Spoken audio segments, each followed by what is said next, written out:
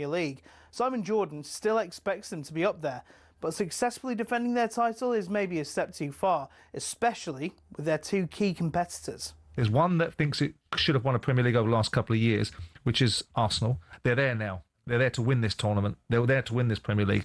And Man City have regained their poise. And so they should, because they've got such a wonderful base, such a wonderful manager. Man City should be in the conversation all the time. And Liverpool have got real challenges around them now. Meanwhile, things are looking up on the other side of Merseyside as David Moyes says the transition to the new Hill Dickinson Stadium has gone smoothly.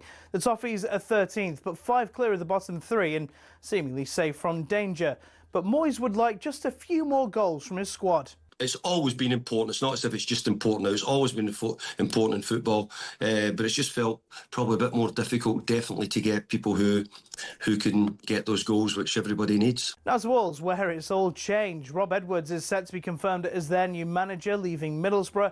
But he's been issued this warning by talkSPORT's Martin Keown. Can you actually see that there's anything there for you? Over the period, they've lost Cunha, Neto, Fabian Silva, and Nori. They're just, what they're doing, Jim, they're just sifting through their players, taking all the good players out, and now the players that have come in aren't at the same level. He's doomed. Now, just how excited should we be to see Marcus Rashford in an England shirt this week? European football expert Andy Brassel says he's been a man reborn since joining Barcelona. The click between him and the other front two is amazing. It was a great game last night at Celta where they won 4-2 in the end. And Rashford is terrific. And, of course, part of those assists is taking set pieces as well. And the International Olympic Committee has said it's not yet made a decision over the inclusion of transgender athletes in women's sport.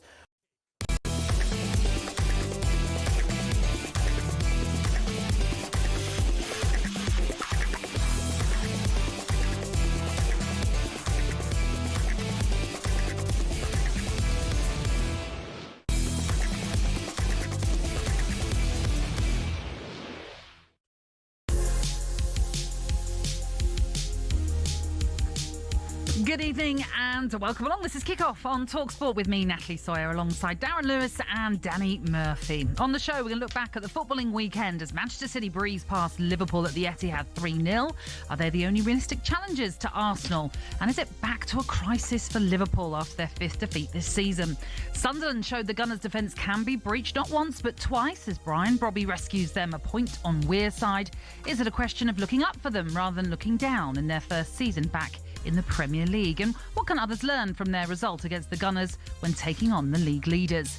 Newcastle lose again in London, this time to Brentford as their stuttering start continues in the league. How much of a worrying time is this for Eddie Howe? Also, Rob Edwards looks set to join Wolves in a controversial move from Middlesbrough, but will he be able to save them after their dreadful start to this campaign? You can tweet us on X, that's at talkSPORT, or WhatsApp us on 03717 223344. Get in touch, get involved here on Kickoff on talkSPORT. Darren, Daniel, I heard that little thing from Wayne Rooney. Was he referring to you as Daniel? Didn't like that, did you? I didn't mind. Okay, just check. That's what my mum calls me. That's what she demands everybody. Oh, isn't it funny? Parents can be like that. Yeah, I ended up with Danny because my dad was Danny. Ah, okay.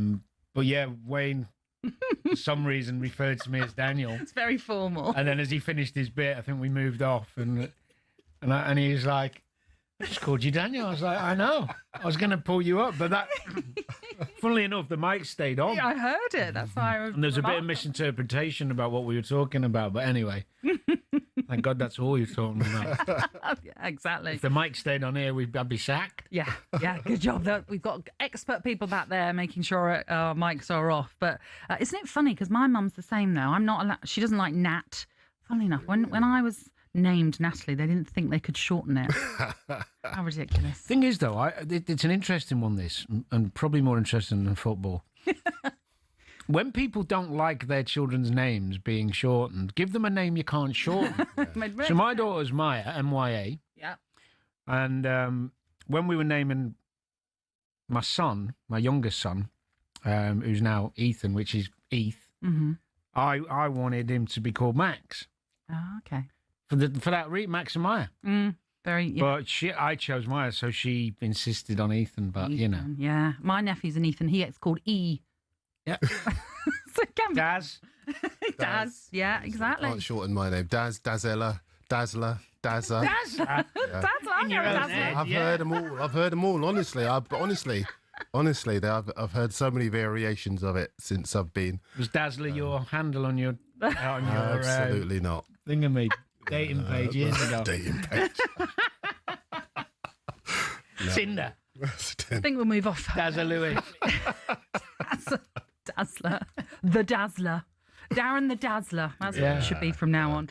Good weekend, both of you? Yeah, a really good weekend. Yeah. Really good. I spent most of it watching all the football, to be fair, and all of it was top class, wasn't it? I mean, from Spurs the Saturday lunchtime to the City performance on Sunday afternoon. Really, really.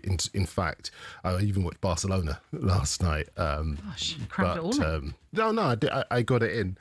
In fact, one of the most interesting games I watched this weekend was Union Berlin against Bayern Munich, the first team to take points off Bayern Munich all season. Really, really good Is that where Diaz slid and got them? Yeah, Diaz got a goal. Incredible. And he's been scoring goals for fun so far this season. Absolutely brilliant. But no, I think there's been some terrific football this weekend. Yeah, which we're going to go into throughout the show. But you've been busy, obviously, doing your other jobs as well as watching the football. Yeah, the golf tournament Saturday morning, which I loved, enjoyed.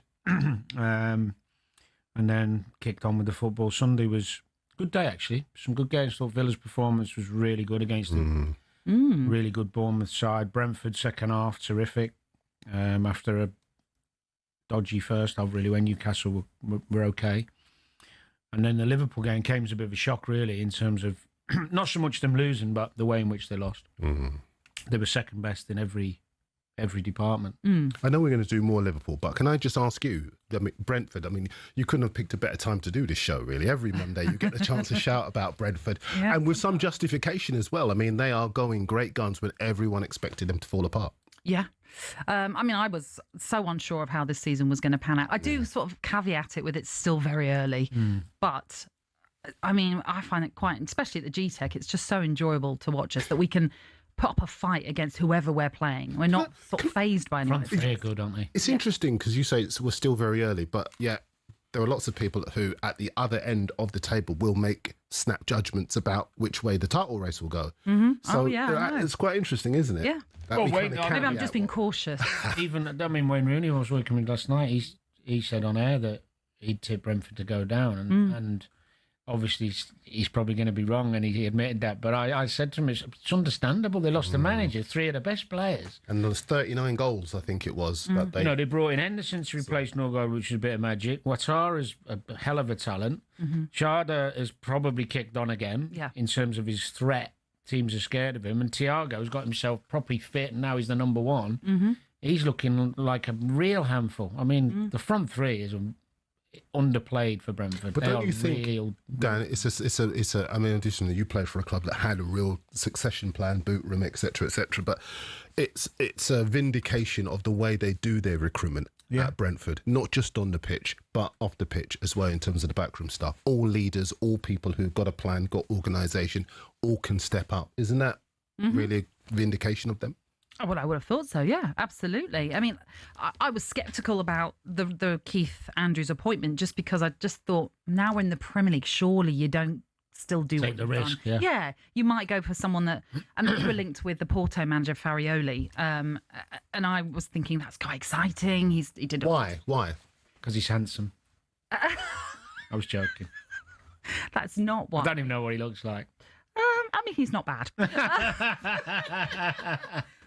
Keith Andrews has a good head of hair. He does. So, we have that in the history at Brentford as well. But back to the point. I don't know. I think it was just more because I thought now we're in the Premier League, it's a different kind of calibre of manager you want to go for. And maybe it was time to kick on with a different type of manager as well. Do you think you got suckered in? And I say this, obviously, in the context of what we're talking about. We all do, don't we, as football fans? We think somebody from another league is exciting.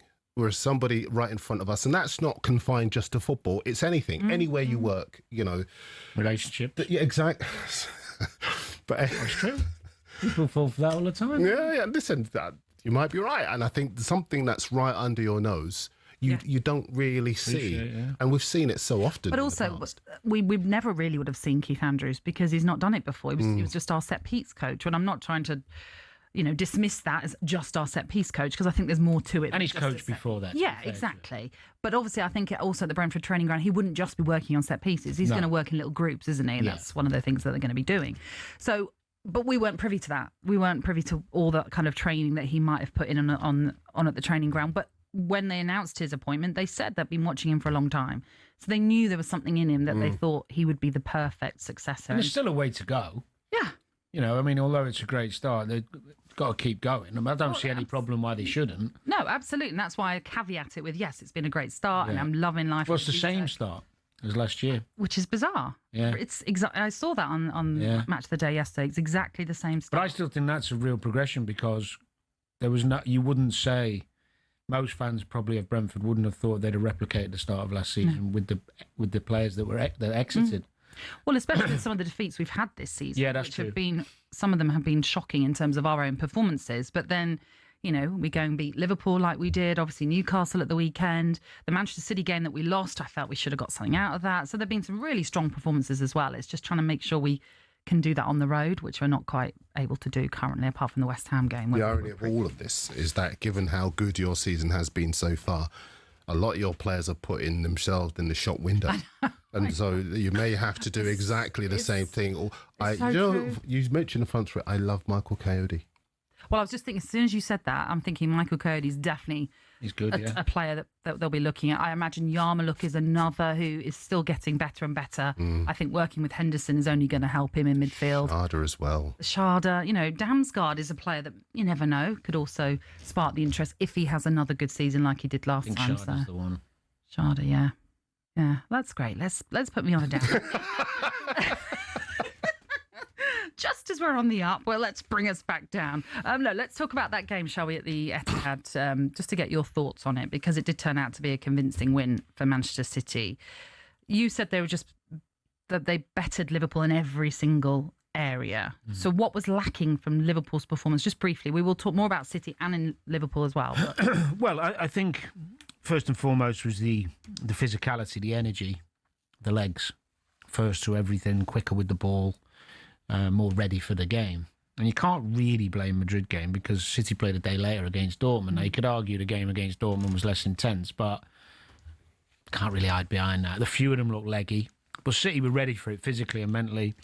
And I suppose the biggest thing for me, and there's many things to look at, but the biggest thing was the piece I did last night, which is when you play away from home against good opposition and you're not in a good vein of form where you're dominating the ball and you're having to work, you can't carry anyone. And giving Salah the licence to not defend against a left-back who loves going forward and isn't even a left-back anyway, and O'Reilly, who's been brilliant recently, I couldn't believe what I was watching, to be honest with you. And I like Slot. He's a clever guy, but I don't know how he can keep watching the same thing happen and not fix it. And it's not like Salah can't do the running. He hasn't asked him to see if he can or he can't yet. He doesn't have to do it every single time either. But when you're a player on the pitch, irrelevant of what the manager told you, when you see a teammate struggling, you just naturally want to... I was about to ask, how is that not instinct then? I've got to track back. Because he spent so long not doing it. But and this is the irony, right? I vividly remember the City away game last year when Liverpool won 2-0. And he did loads of defending, Salah. I was about to say, I remember being at games where, I remember one particular game at Bournemouth, he tracked back 70 yards to help his fullback. And it did set me, he can do it, but... And there is a balance, because when you transition and you've got Salah high up the pitch to then go and win your games, of course, that makes sense. But there's times in okay, even if he didn't do it in the first 10 minutes, because see how the game goes.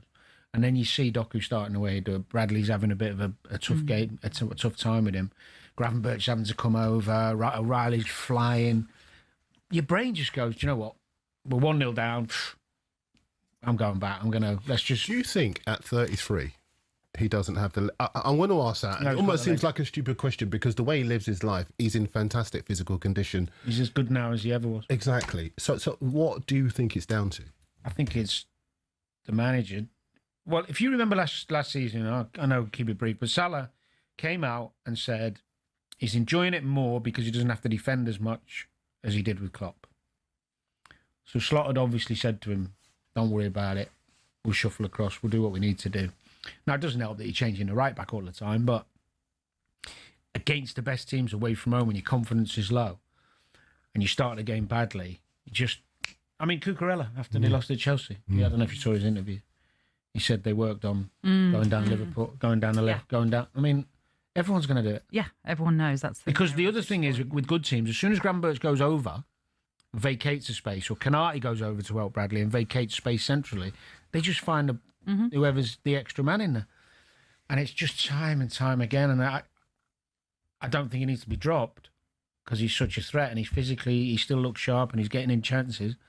But I think you've got to tell him to defend. Do you think he's in a no-win situation where if he does drop him, we're all going to be on here saying, oh my goodness, he's dropped Salah, and there's going to be this big, I don't think he needs to drop him. But you just need to say to him, for now, you need to do the work. Well, look, we'll take a break and we'll carry on talking about this and Manchester City as well, where it leaves both these two sides in this title race. But you're tuning into Kickoff on talkSPORT with Ladbrokes. It's 18 and over, gambleaware.org.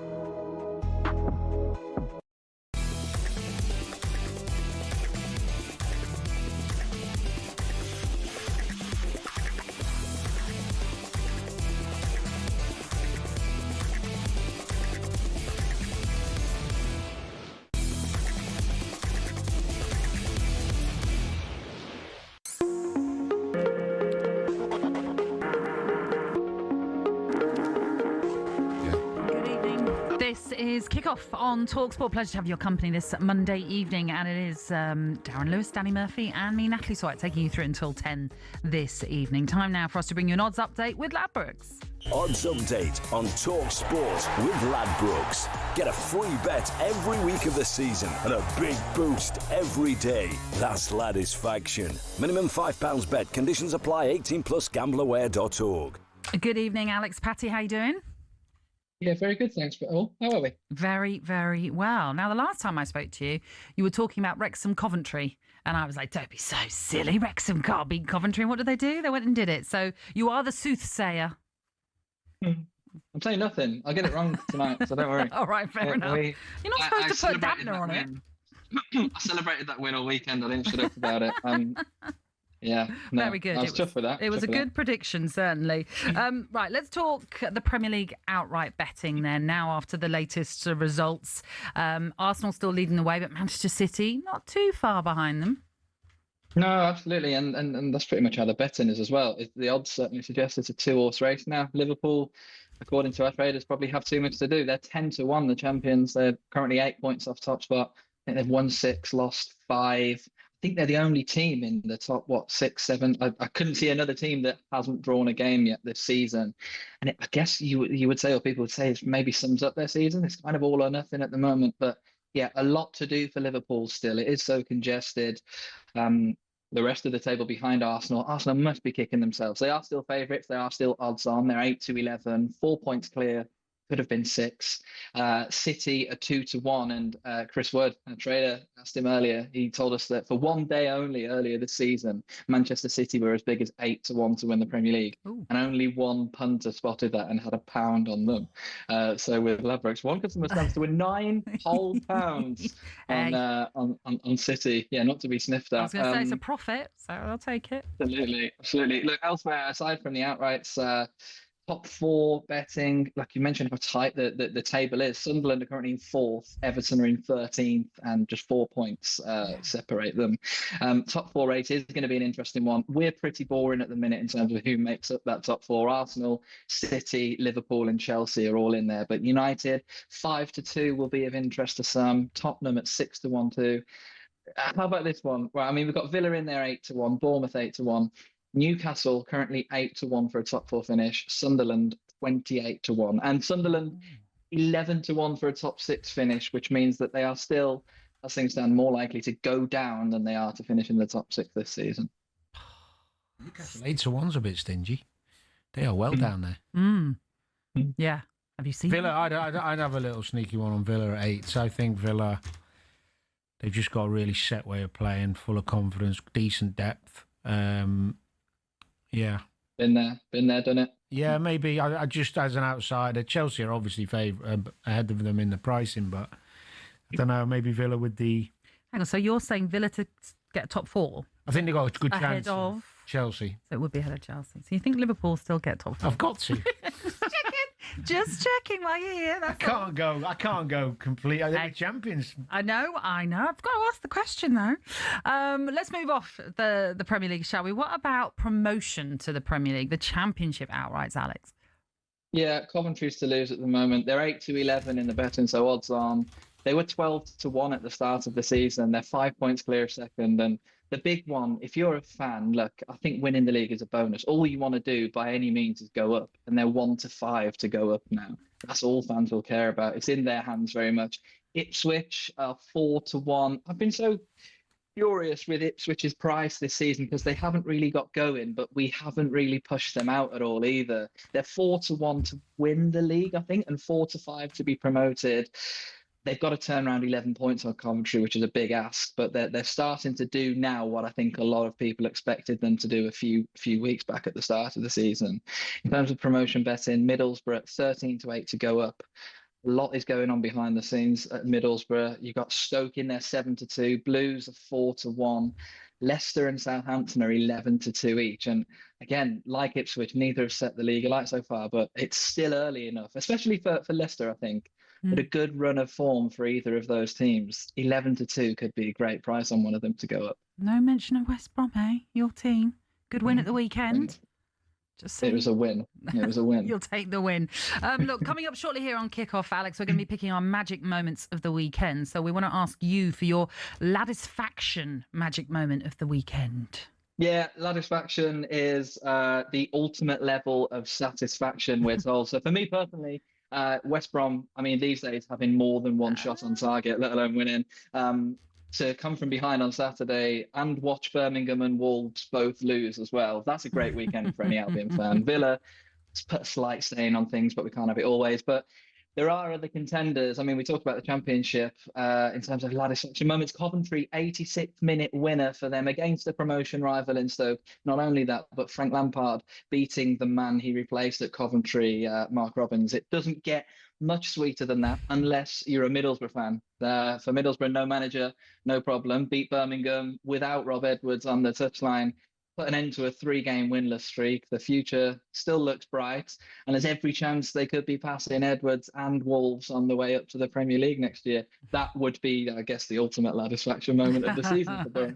It would be for Borough, certainly. Alex, thank you very much. That's the Ladisfaction. We'll be picking our very own Ladisfaction magic moments of the weekend very shortly. But that was all thanks to Ladbrokes. It's 18 and over, gambleaware.org. Odds update on talkSPORT with Ladbrokes. Get a free bet every week of the season and a big boost every day. That's Ladisfaction. Minimum £5 bet. Conditions apply. 18 plus gambleaware.org. We've just got a couple of minutes where we can just round up the Manchester City side of things, perhaps. Or we can still delve into a bit more if you want. But that victory over Liverpool means they're now 4 points off Arsenal. Are you... many people, a few games ago were saying it's Arsenal's now, that there's their title to win. Are you both as confident with that sort of saying? No. Were you all... No. I'm not as confident as I was. I didn't expect Arsenal to slip up at Sunderland, although Sunderland did really well. But City just looked to have a real bit of, spring in their step. It's like a few of them got points to prove. Haaland's all-round performance is ridiculously good. Doku's gone up a level. Mateus Nunes has kind of made that right-back spot his own. You've got O'Reilly fighting Aït-Nouri at left-back. The centre-half partnership, which tends to change a lot at City, has remained pretty consistent with Guardiola and Diaz. And then you've got this super bundle of talent that can play in all different positions. I mean, to have Marmoush on the bench, and Silvinho on the bench, and all of a sudden, I mean, the argument with City is if Haaland gets a bit of a knock or a month out or 6 weeks out, is that going to derail them? That is a question mark because they're so reliant on him. Well, just picking up on that, I mean, I did think so too. But then you look at the League Cup game where they scored without him. They played without him, scored without him, won without him as they liked. And I actually think can play up there. Marmoush, exactly. And I think that's what Pep has done. He's built a new team in plain sight. And it's taken time for them to get going. People often said, I said myself last season, if they don't have Rodri, they're not the same team. Well, actually, this season, they've proved they can cope and win without Rodri. And they can be really effective. And I think, for me, I look at the City now and the psychology of the win at the weekend is everything. Because Arsenal dropping those points does two things. A, it shows everyone that they're mortal. B, Sunderland provide the blueprint to beat them. Be aggressive in the tackle. Don't allow them the corners they love to score from. Bring the advertising hoardings in so that they can't launch those long throws into the box and reduce those options for them to get goals from set pieces. So then when you go into this period after the international break, they've got tough games. Spurs, Chelsea, Aston Villa, Brentford. So Chelsea and Villa away. Well, yes. Yeah, no, that's what I'm saying. They're tough. And this is what I'm saying. The points aren't going to be as easy to come by after the international break. So for me, I wouldn't rule out City. I wouldn't even rule out Liverpool. I'd still have Arsenal just about favourites, but I think City, watching them the other day, I was like, oh, this looks ominous. One of the questions I would ask. They have got Newcastle away, though, when they get back from international duty, which is a hell of a difficult place to go. Yeah, very much so. One of the questions I would ask is, who's your money on, right? Is it the best defence in the Premier League, or is it the best attack? Because City have scored more goals than any other team in the Premier League. I think they did last year. Yeah. I might be wrong with that. Well, think about that. Think about that question. We'll answer it after the break, where we'll continue to review then what happened at the Etihad. You are tuning in to Kickoff on talkSPORT with Ladbrokes. It's 18 and over, gambleaware.org.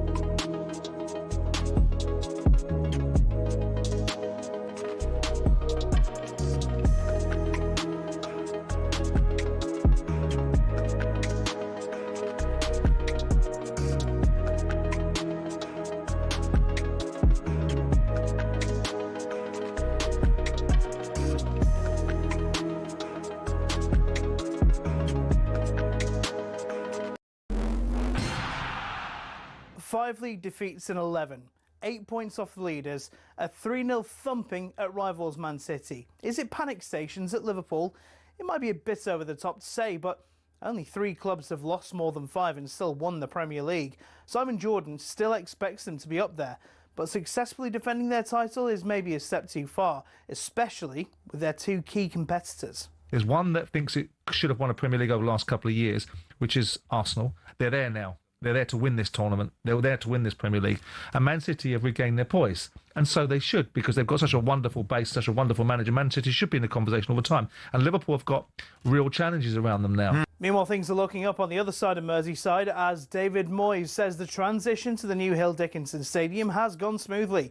The Toffees are 13th, but 5 clear of the bottom 3 and seemingly safe from danger. But Moyes would like just a few more goals from his squad. It's always been important. It's not as if it's just important now. It's always been important in football, but it's just felt probably a bit more difficult, definitely, to get people who can get those goals, which everybody needs. And the International Olympic Committee has said it's not yet made a decision over the inclusion of transgender athletes in women's sport. Reports from The Times suggest that they were planning to issue a blanket ban effective from the 2028 Games in Los Angeles. Get more on talkSPORT.com.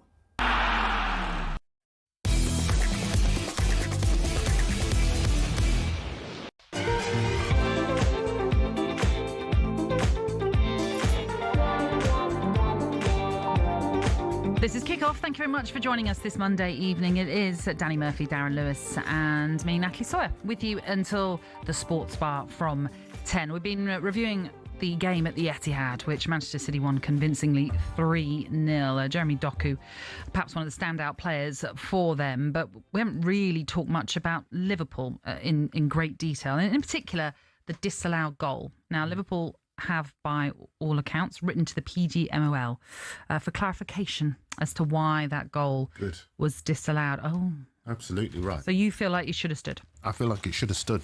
He was able to have an attempt at goal. The laws of the game say that if he's attempting to impede the goalkeeper, then the goal shouldn't stand. Yeah. But the goalkeeper sees the ball all the way into the net. He just can't get there. And Robertson knows what's going on. He knows what could be the case, so he ducks out the way. He doesn't make any attempt whatsoever to play the ball or to distract the keeper. No, the word in it, it's I can't remember the exact wording, but it's an action. Yeah, making an obvious action, which clearly impacts on the ability of an opponent to play the ball. Now, he's leaning forward away from the goalkeeper, so I don't see how that would be a movement to stop the goalkeeper. Go on. The action he made doesn't affect Donnarumma. The only reason we know that for sure is because Donnarumma, from when it left Virgil's head, planted his foot and dived full strength to try and save it.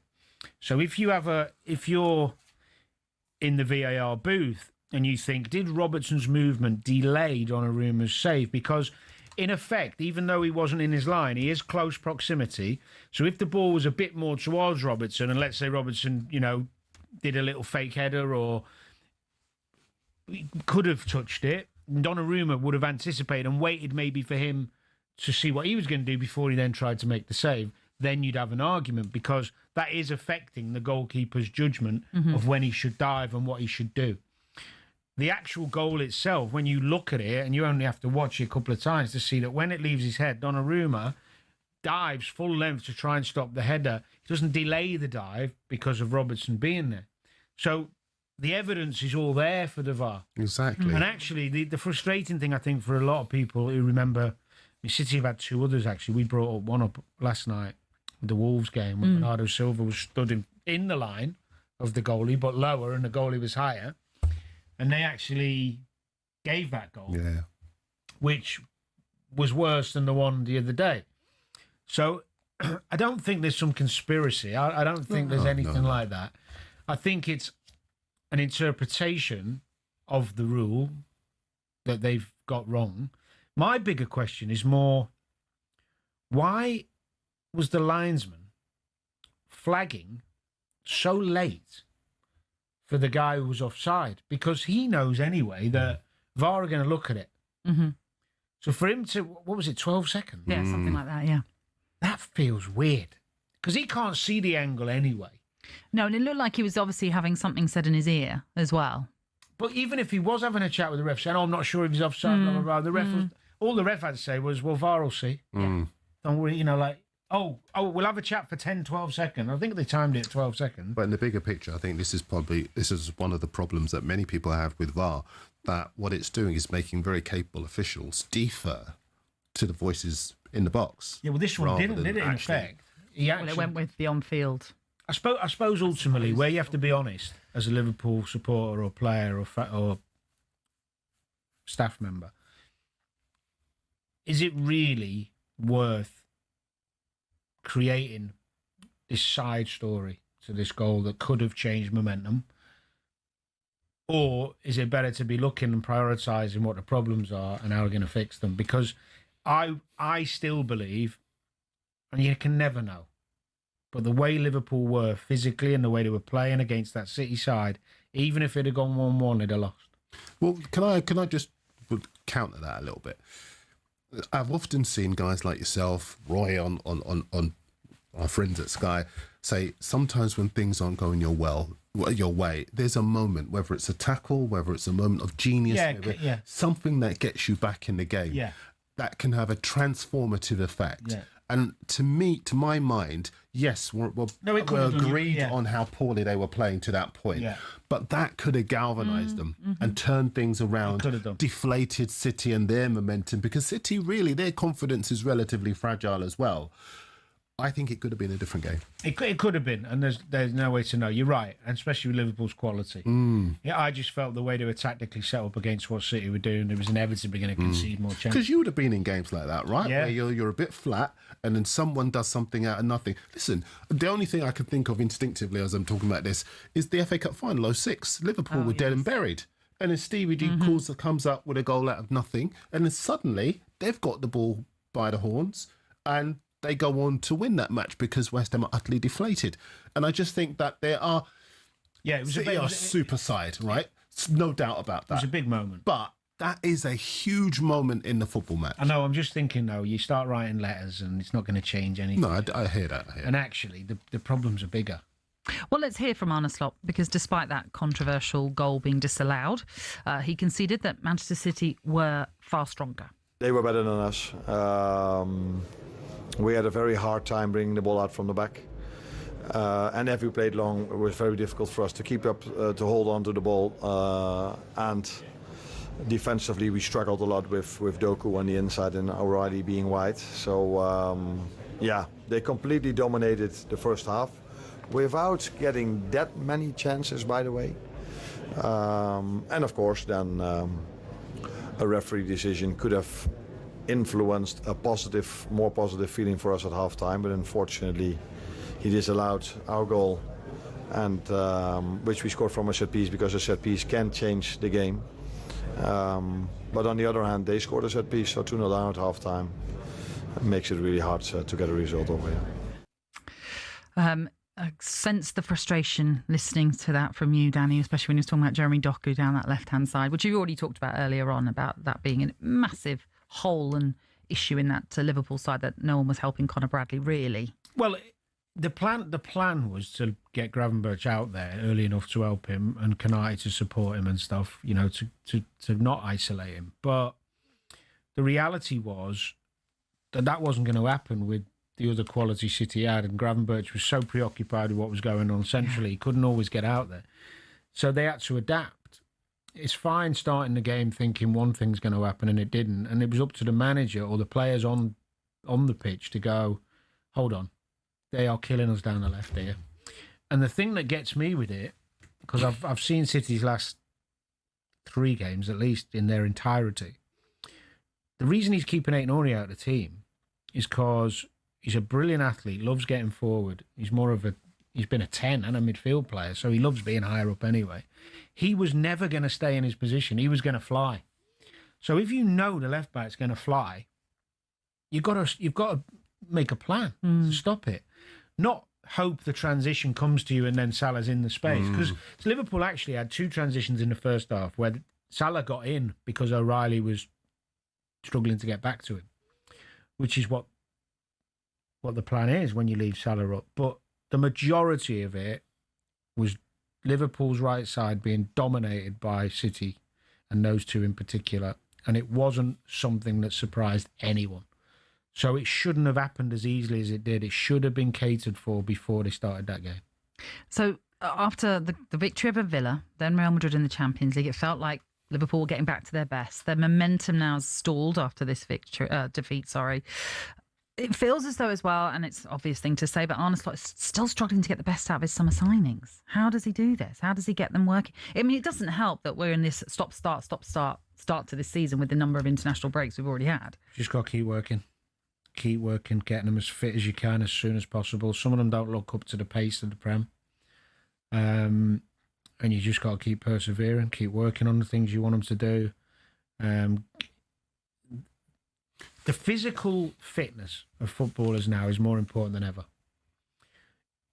Very few can get away with missing pre-season or having a long time out and get right back to it. And players who come from different leagues, not many hit the ground running. A few, but not many. It never quite used to be this important. You get away with it a bit more back then. But because the physical demands are now so great and everybody's so fit and so athletic, you've all got to be at it. Because if 3 or 4 of you aren't, the others are doing extra work and you can tell. So the biggest thing with the new signings is getting them up to speed physically, I think. But we've talked about this a lot in terms of, with that in mind, getting them up to speed, and we know how interrupted their pre-season was because of what happened with Diogo Jota. We know about the psychological impact that would have had, the physical impact it would have had. Listen, at the start of the season, I was of the opinion that Liverpool wouldn't win the league because I just could not see a set of circumstances where you could have the summer they've had and then they could prioritise football, even though they had those sporting commitments, and obviously they would try to complete those commitments. It was a big ask for them to do that. But also to the point you just made, which I was about to make, which is that we're now raving about City, but Nico Gonzalez didn't hit the ground running. He was in the side and then he was out. We rarely see Kusanov now at the moment. Marmoush, he was better than the others, but he was still taking his time to adapt. And we can't act as though we have short memories. You know, we have seen many. Exactly. Yeah. Doku took a while. And actually, I saw his interview with somebody the other day where he said, when I arrived, my end product wasn't good enough. My final ball wasn't good enough. And they still do need to work on that. So I think we're asking a hell of a lot of players who've come into a difficult situation. Yes, they come for big money. And listen, I work as part of a media fraternity, broadcast, digital, print, where we expect big things of players that arrive for big money. But they're human and they need to adapt. And once they do, we'll see the best of them. And then we'll start raving about them and we'll forget about this bit when we say, oh, are they all that? Yeah. They're terrific players. Well, they're back to Anfield in their next game once the Premier League resumes. That's Forest at home. And as pointed out, Newcastle are the hosts for Manchester City again on the same day, November the 22nd. You're tuning in to Kick Off on talkSPORT with Ladbrokes. It's 18 over gambler.org.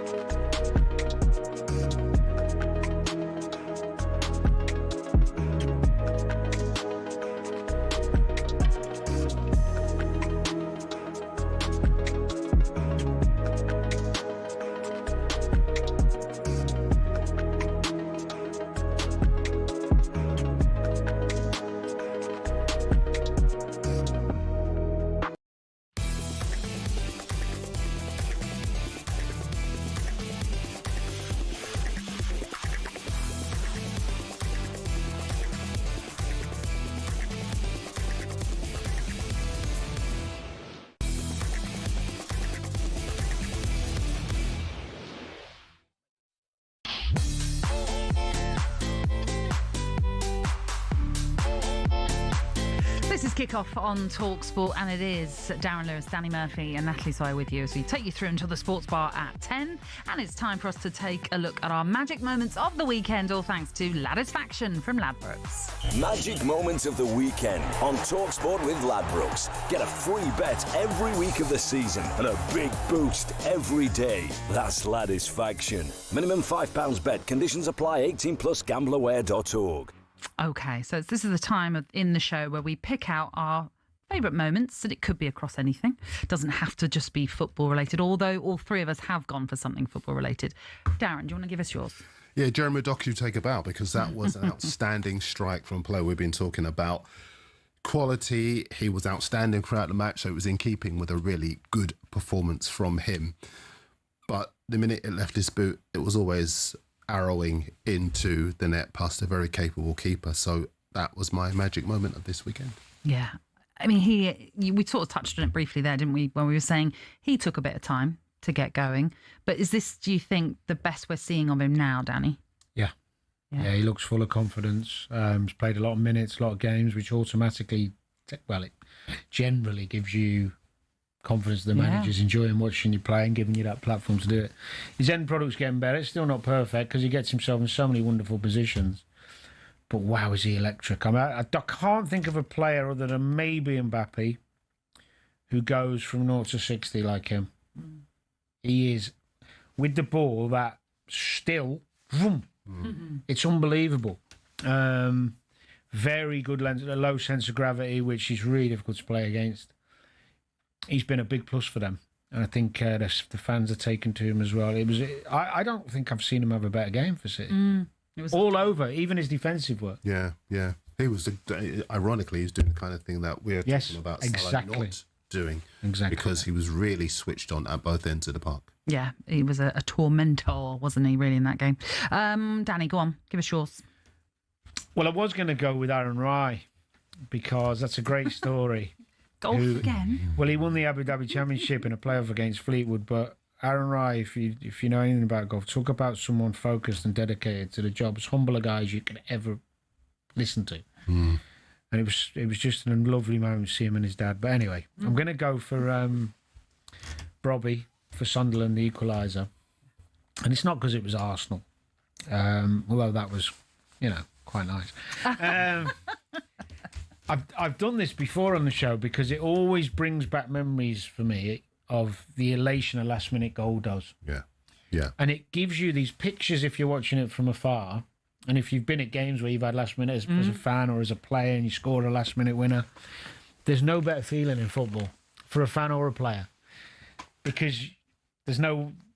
Normally, if it's last-minute, there's no time for anything else to go on. But I was just watching the pictures of the players being so euphoric because they probably felt like they deserved it, how much they put into the game. But the fans, it was like they just got through to a cup final. And it's only a point, isn't it? Yeah. But it was like their euphoria was a thank you to the players' endeavour, wasn't it? Yes. And it was a hell of a finish, It was absolutely outstanding. A hell of a finish. The thing about Sunderland is that I think of all the games that Arsenal have played on this winning run, everyone expected this to be a gimme. A guaranteed 3 points. I did. Even if it was at the Stadium of Light, everybody expected Arsenal to rock up there. They couldn't even see Sunderland scoring, let alone winning. Let alone drawing. And I think all round... And one day we will actually do something on Regis Lebris, because the job he's done so far to get them to where they are, to give them the belief to actually play football rather than batten down the hatches, to bring in the calibre of player that can cope with the step up to the Premier League and to maintain the consistency of results. Excuse me, as well. I mean, when they beat Chelsea, for example, they didn't just beat Chelsea by nicking it. They outplayed Chelsea. I didn't see the game. Park. And I think as far as this game is concerned, the things I mentioned earlier are the reason why he is one of the most underrated managers in the top flight, because he clearly did his homework on Arsenal. I think they only had 2 corners, which was the same as as Sunderland did. The bringing in of the hoardings, the denying them the time and the space to play, the aggression and all of the things that made it really difficult. And as you always score me and say, Danny, they stayed compact from the start. Really did. But they actually played a bit. To get in behind Like them. you said, they played a bit. Well, we will talk more about this game. Okay. So don't go into too much detail on it. But you're Done right. it all now. I know. Thanks, Darren. I have to come up with something else for the next pair. No, I'm going to ask you, have you heard of Atletico Ottawa as we look in our screens? Have you heard of them? No. No? They won the Canadian Premier League final when they beat Cavalry FC of Calgary. We're actually happened to see pictures of it on our screen right now. It was played in a blizzard, temperatures dropping to -8 degrees. They had to stop play something like every 15 minutes to clear the lines. The goalkeeping had to clear their own. The goalkeepers had to clear their own boxes with shovels, for example. At points it was unplayable, they felt, but they still carried on and pursued this match till the end, which went to extra time. But there was a bicycle kick in this one, and Atletico Ottawa won it 2-1 to win their first ever title. Don't you mean an icicle kick? It was an icicle kick. You're quite right. I bet the long winter nights just fly by in the Lewis household, don't they? Hey? Just fly by. It wasn't bad, actually. It wasn't bad, yeah. The Canadian Premier League, by the way, has only been going since 2017, and Atletico Ottawa are linked to Atletico Madrid. We played... They're our franchise, I I think it was -8 or 9 in Kiev, I think. Was that in the Champions League? We played there a couple of times, but one of them was ridiculously cold. I mean, to a point, it was really unusual to try and get going. We were getting battered for the first 20 minutes. I think the lads couldn't adapt to it. And then Michael adapted to it, and I think he scored that trick and we won. But that was Michael Owen. Yeah. Thanks, Michael. We're all like that. I think he got a couple or a hat trick, I can't remember. But there were players playing in short sleeves in that Honestly, one. And the I've got player so much- that scored for Cavalry is a player that played for Rangers, Fraser Aird. And when he celebrated, he was pelted with snowballs. Oh, good lad. I remember when I watched football at Spurs playing the Arctic Circle, it was very similar. But the one I always remember was Copenhagen-Chelsea. And I remember having long johns on underneath the jeans, about 4 different layers, a big coat on, a couple Still of pairs freezing. of gloves. And you were still freezing. cold. It's the worst, isn't it? Also, on a different note, why? Because I've always called it Kiev, like Dynamo Kiev. Why has that gone to Kiev? Oh, Can anyone tell me that?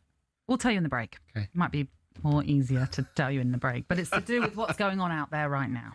Oh, so you changed the language, yeah? I didn't know It's that. because Russia. Oh, I can say it's because Russia call it Kiev. I think it is, and so they want to be known as Kiev. Oh, Yeah.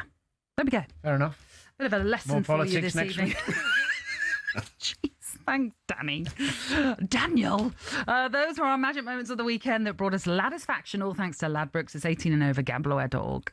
Magic moments of the weekend on talkSPORT with Ladbrokes. Get a free bet every week of the season and a big boost every day. That's Ladisfaction. Minimum £5 bet. Conditions apply. 18 plus gambleware.org. Yeah, so we might have some more politics and history lessons in the break for our dear Danny. But on the way next, we'll also focus in more detail on what happened at the stadium blight.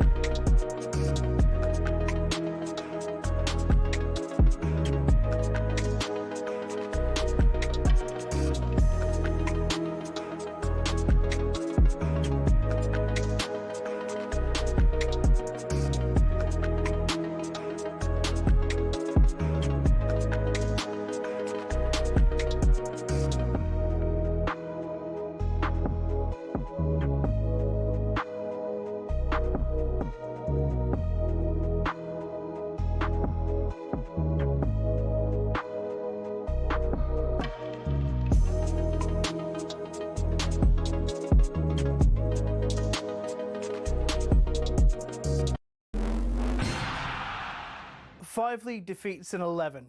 8 points off the leaders, a 3-0 thumping at rivals Man City. Is it panic stations at Liverpool? It might be a bit over the top to say, but only 3 clubs have lost more than 5 and still won the Premier League. Simon Jordan still expects them to be up there, but successfully defending their title is maybe a step too far, especially with their 2 key competitors. There's one that thinks it should have won a Premier League over the last couple of years, which is Arsenal. They're there now. They're there to win this tournament. They were there to win this Premier League. And Man City have regained their poise. And so they should, because they've got such a wonderful base, such a wonderful manager. Man City should be in the conversation all the time. And Liverpool have got real challenges around them now. Meanwhile, things are looking up on the other side of Merseyside as David Moyes says the transition to the new Hill Dickinson Stadium has gone smoothly. The Toffees are 13th, but 5 clear of the bottom 3 and seemingly safe from danger.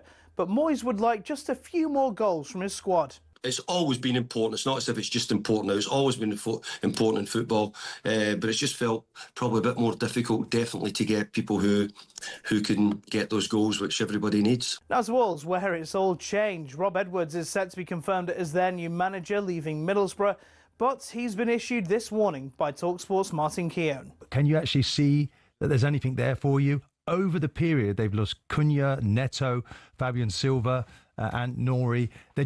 What they're doing, Jim, they're just sifting through their players, taking all the good players out, and now the players that have come in aren't at the same level. He's doomed. Now, just how excited should we be to see Marcus Rashford in an England shirt this week?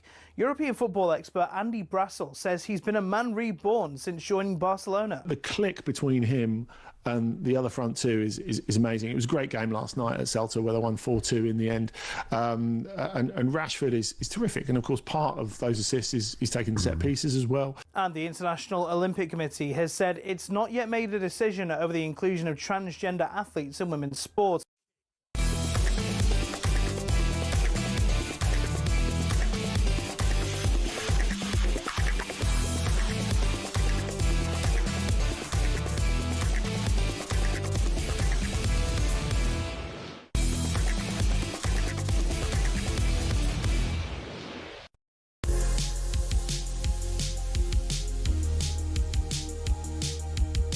Good evening. This is talkSPORT. This is Kickoff. I'm Natalie Sawyer, and with me it is Danny Murphy and Darren Lewis. Lots for us to get through after another eventful weekend in the Premier League. And a little bit later on, we will turn our attentions to England, who have secured their place at the World Cup, but still maybe a few places still up for grabs in Thomas Tuchel's World Cup squad. That to come, though, a little bit later on. Right now, let's cast our eye to what happened in the 5:30 kickoff, which saw Sunderland score a dramatic late equaliser as they continued their unbeaten start to life at the Stadium of Light as they drew 2-2 with Arsenal. It meant Arsenal's 8-game winning streak came to an end, and also their clean sheet record went as well after conceding 2 goals, as I've mentioned, with Brian Brobby getting a late equaliser in the 94th minute. Arsenal then, you could obviously say that it's a point gained, or is it 2 points lost? How do we see this one? It's definitely 2 points lost. They would have looked at the fixture and felt, despite the good start for Sunderland to the season, they would have looked at it and seen it as 3 points. Definitely, a side promoted to the Premier League, good start under Regis Lebris, good players at the club, former player leading it, driving it in Granit Xhaka, but they would have seen themselves to have the defensive nous and the quality all over the pitch to be able to go there and win. So I definitely think they look at it as 2 points dropped. Now, does that mean the sky is going to fall in? Clearly not. They've been outstanding so far this season. It was always going to be the case. I know I sat and gushing about them, and you said, Danny, sooner or later they'll concede. Just didn't think it would be against Sunderland. But I don't think that there's anything wrong with the mentality. I don't think that there are cracks beginning to show. I think it's more the law of averages starting to kick in. Yeah, that's fair. I think it shows 2 things. One, when you play the best teams, you have to score first to give yourself a chance. Got to. Because what it does is it gives everybody something to fight for and hang on to. It refocuses and gets the fans with you, and that's really important. And the other thing, that if you defend with great discipline and in large numbers, it's hard to break through. No matter how much quality you've got. And I thought what Sunderland did particularly well is they chose the moments to try and go forward and hurt them. But generally, they defended with a 5, loads of numbers in front, and kept and concentrated. And ironically, I think they'll actually be sitting there really angry with the goals they conceded, because the first one was a giveaway. The keeper's played a straight ball into a midfield player who's taken too many touches and got robbed by Declan Rice, who's brilliant at that anyway. Why is he... You're 1-0 up. Why is he doing that? Absolutely. And the second one was where he's got Trossard. He's fine. He's going nowhere. Show him on his left. He tries to read the one where he does the little shimmy and lets him in on his right. And it's a hell of a goal, to be fair. So they'll actually be looking at going, we've helped them. It wasn't even like Arsenal opened them up that often. So I think it shows you, or shows a lot of teams in the Prem, that if you play Arsenal and you are disciplined and you are pragmatic, you can nullify them. Can I just ask, so say you were playing now, would you look at that and certainly as a senior player, for example, go into your dressing room and say, they've done that, that's how we should be approaching the next game? Well, my success at Fulham came from that, in that we were very realistic about who we were and how good we were or weren't. So we got a lot of good results against teams better than us, because we gave them respect. You have to, or Bournemouth are the exception to this rule. They tend to give nobody respect and go after them. Hence the fact the City game, they had plenty of chances themselves, but got done the other way. A bit like they did against Villa, to be fair. They went after Villa and Villa done them. But yeah, at Fulham we had a similar mentality of close the spaces, condense, frustrate. And I remember at times, I remember my old mate Jamie Carragher said we got a 0-0 at Anfield once. I don't even know if we had a shot. And we'd been playing Europe in the week, to be fair. So we'd gone there and just defended. And he said to me, he come off and he was fuming and he was saying to me, that's not football, you can't play like that. And I was laughing my head off. I was like, what do you want us to do? And Sunderland did it really well. And of course, that goal from Ballard, which came from nothing really, it was a hell of a goal, wasn't it? I think it was a long free kick, was it? That's right, yeah.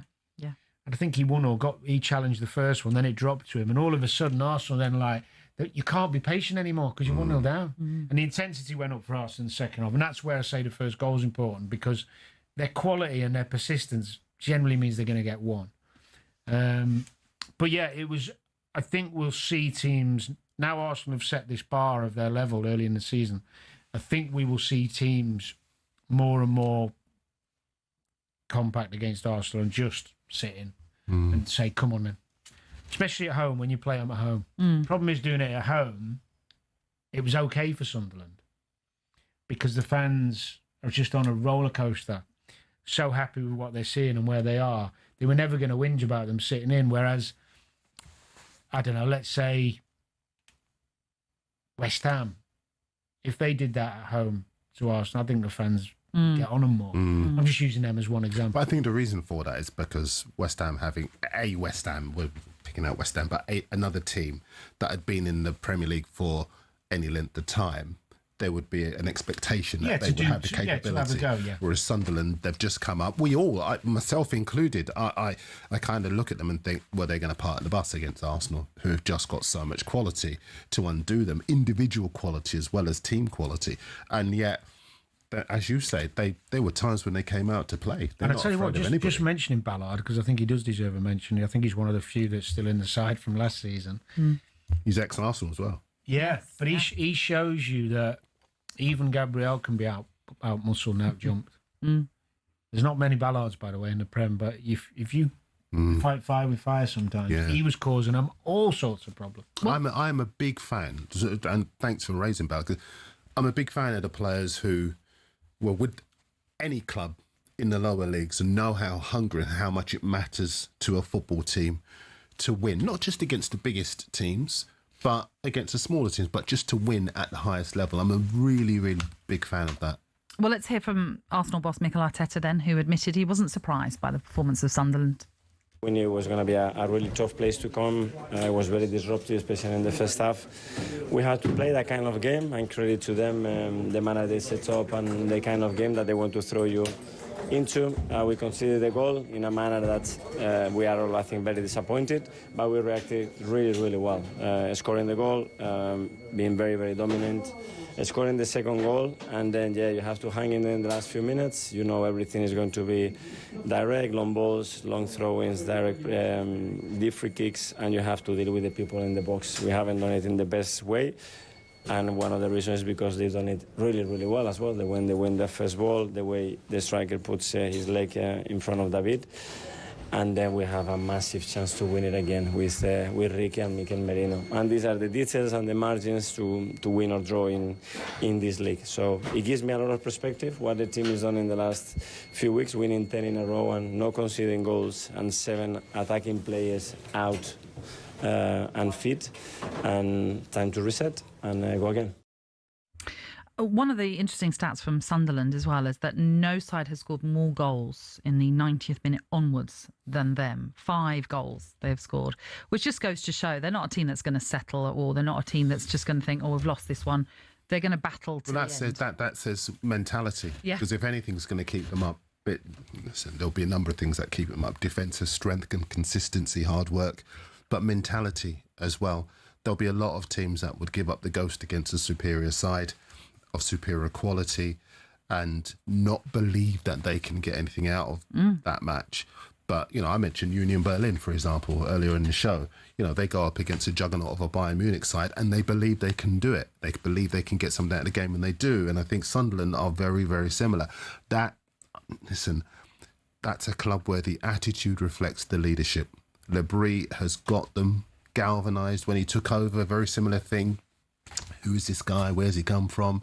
But clearly they've done their homework and realised that he'd be a good fit, and he's got them up, and now he's got them consistent. And something we were talking about in the break about previously about experience. Yeah. Obviously, having someone like a Granit Xhaka in there is so important. Like you mentioned with my team, Brentford, Jordan Henderson. When you've got a young team, essentially, it's always good to have wise heads in there. Well, listen, I've got to defer to Dan because he always tells me about Gary Mack when he was at Liverpool with a young team around him, but you've got that experience in the middle of the park. I mentioned in the break when John Terry came through at Chelsea, and he had Desai and Leboeuf and a lot of senior players in that particular side. Look at the current Chelsea side now; they don't have any of that kind of leadership, but Brentford do, Sunderland do. That is a key reason why they are able to basically go into matches believing that they're going to get something, anything, right the way up until the final whistle. And also what's quite impressive about Regis Lebris, like you mentioned there, around the hour mark, he took off all 3 of his sort of forward players. I mean, that's brave to do that, all 3 coming off at virtually the same time. It was brave, but also sensible in that they'd run themselves into the ground, so he knew he needed energy.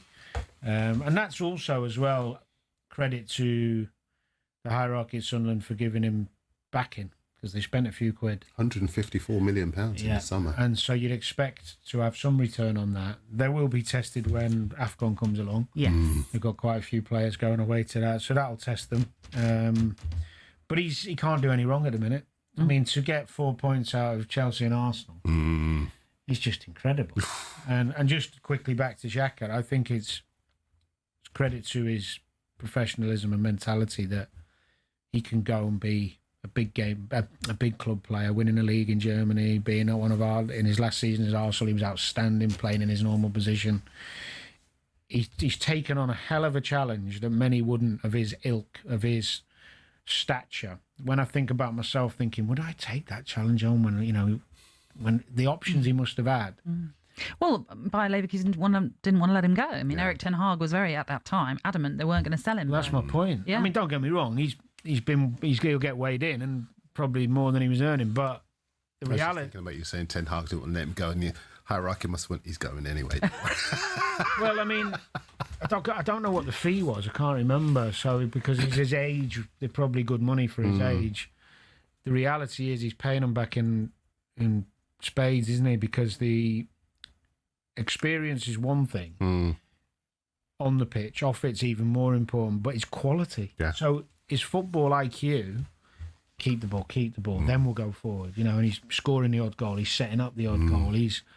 He looks like somebody who's completely comfortable and at ease with who he is, what he's good at, what he's not. Just plays like a leader. Well, I saw one or two of the players saying that they're more worried, as as upsetting Xhaka by allowing their standards to slip as the manager. And that says so much. He signed for an initial 13 million. And there'll be more if they stay up, I would imagine. Yeah. You see, what I like about that, and I know we've got to go to bed, so I'll be very brief. Henderson, for example, we mentioned him, but it would have been a similar thing for him. Do I go to a Brentford side who are likely to lose their best players, or do I take the challenge knowing that I can influence the players, the young, exciting players? And I think the club would have sold that to him as well. We want you to be that leader in this young, exciting team who need patience, direction, guidance, and leadership. And that's what both those players have provided.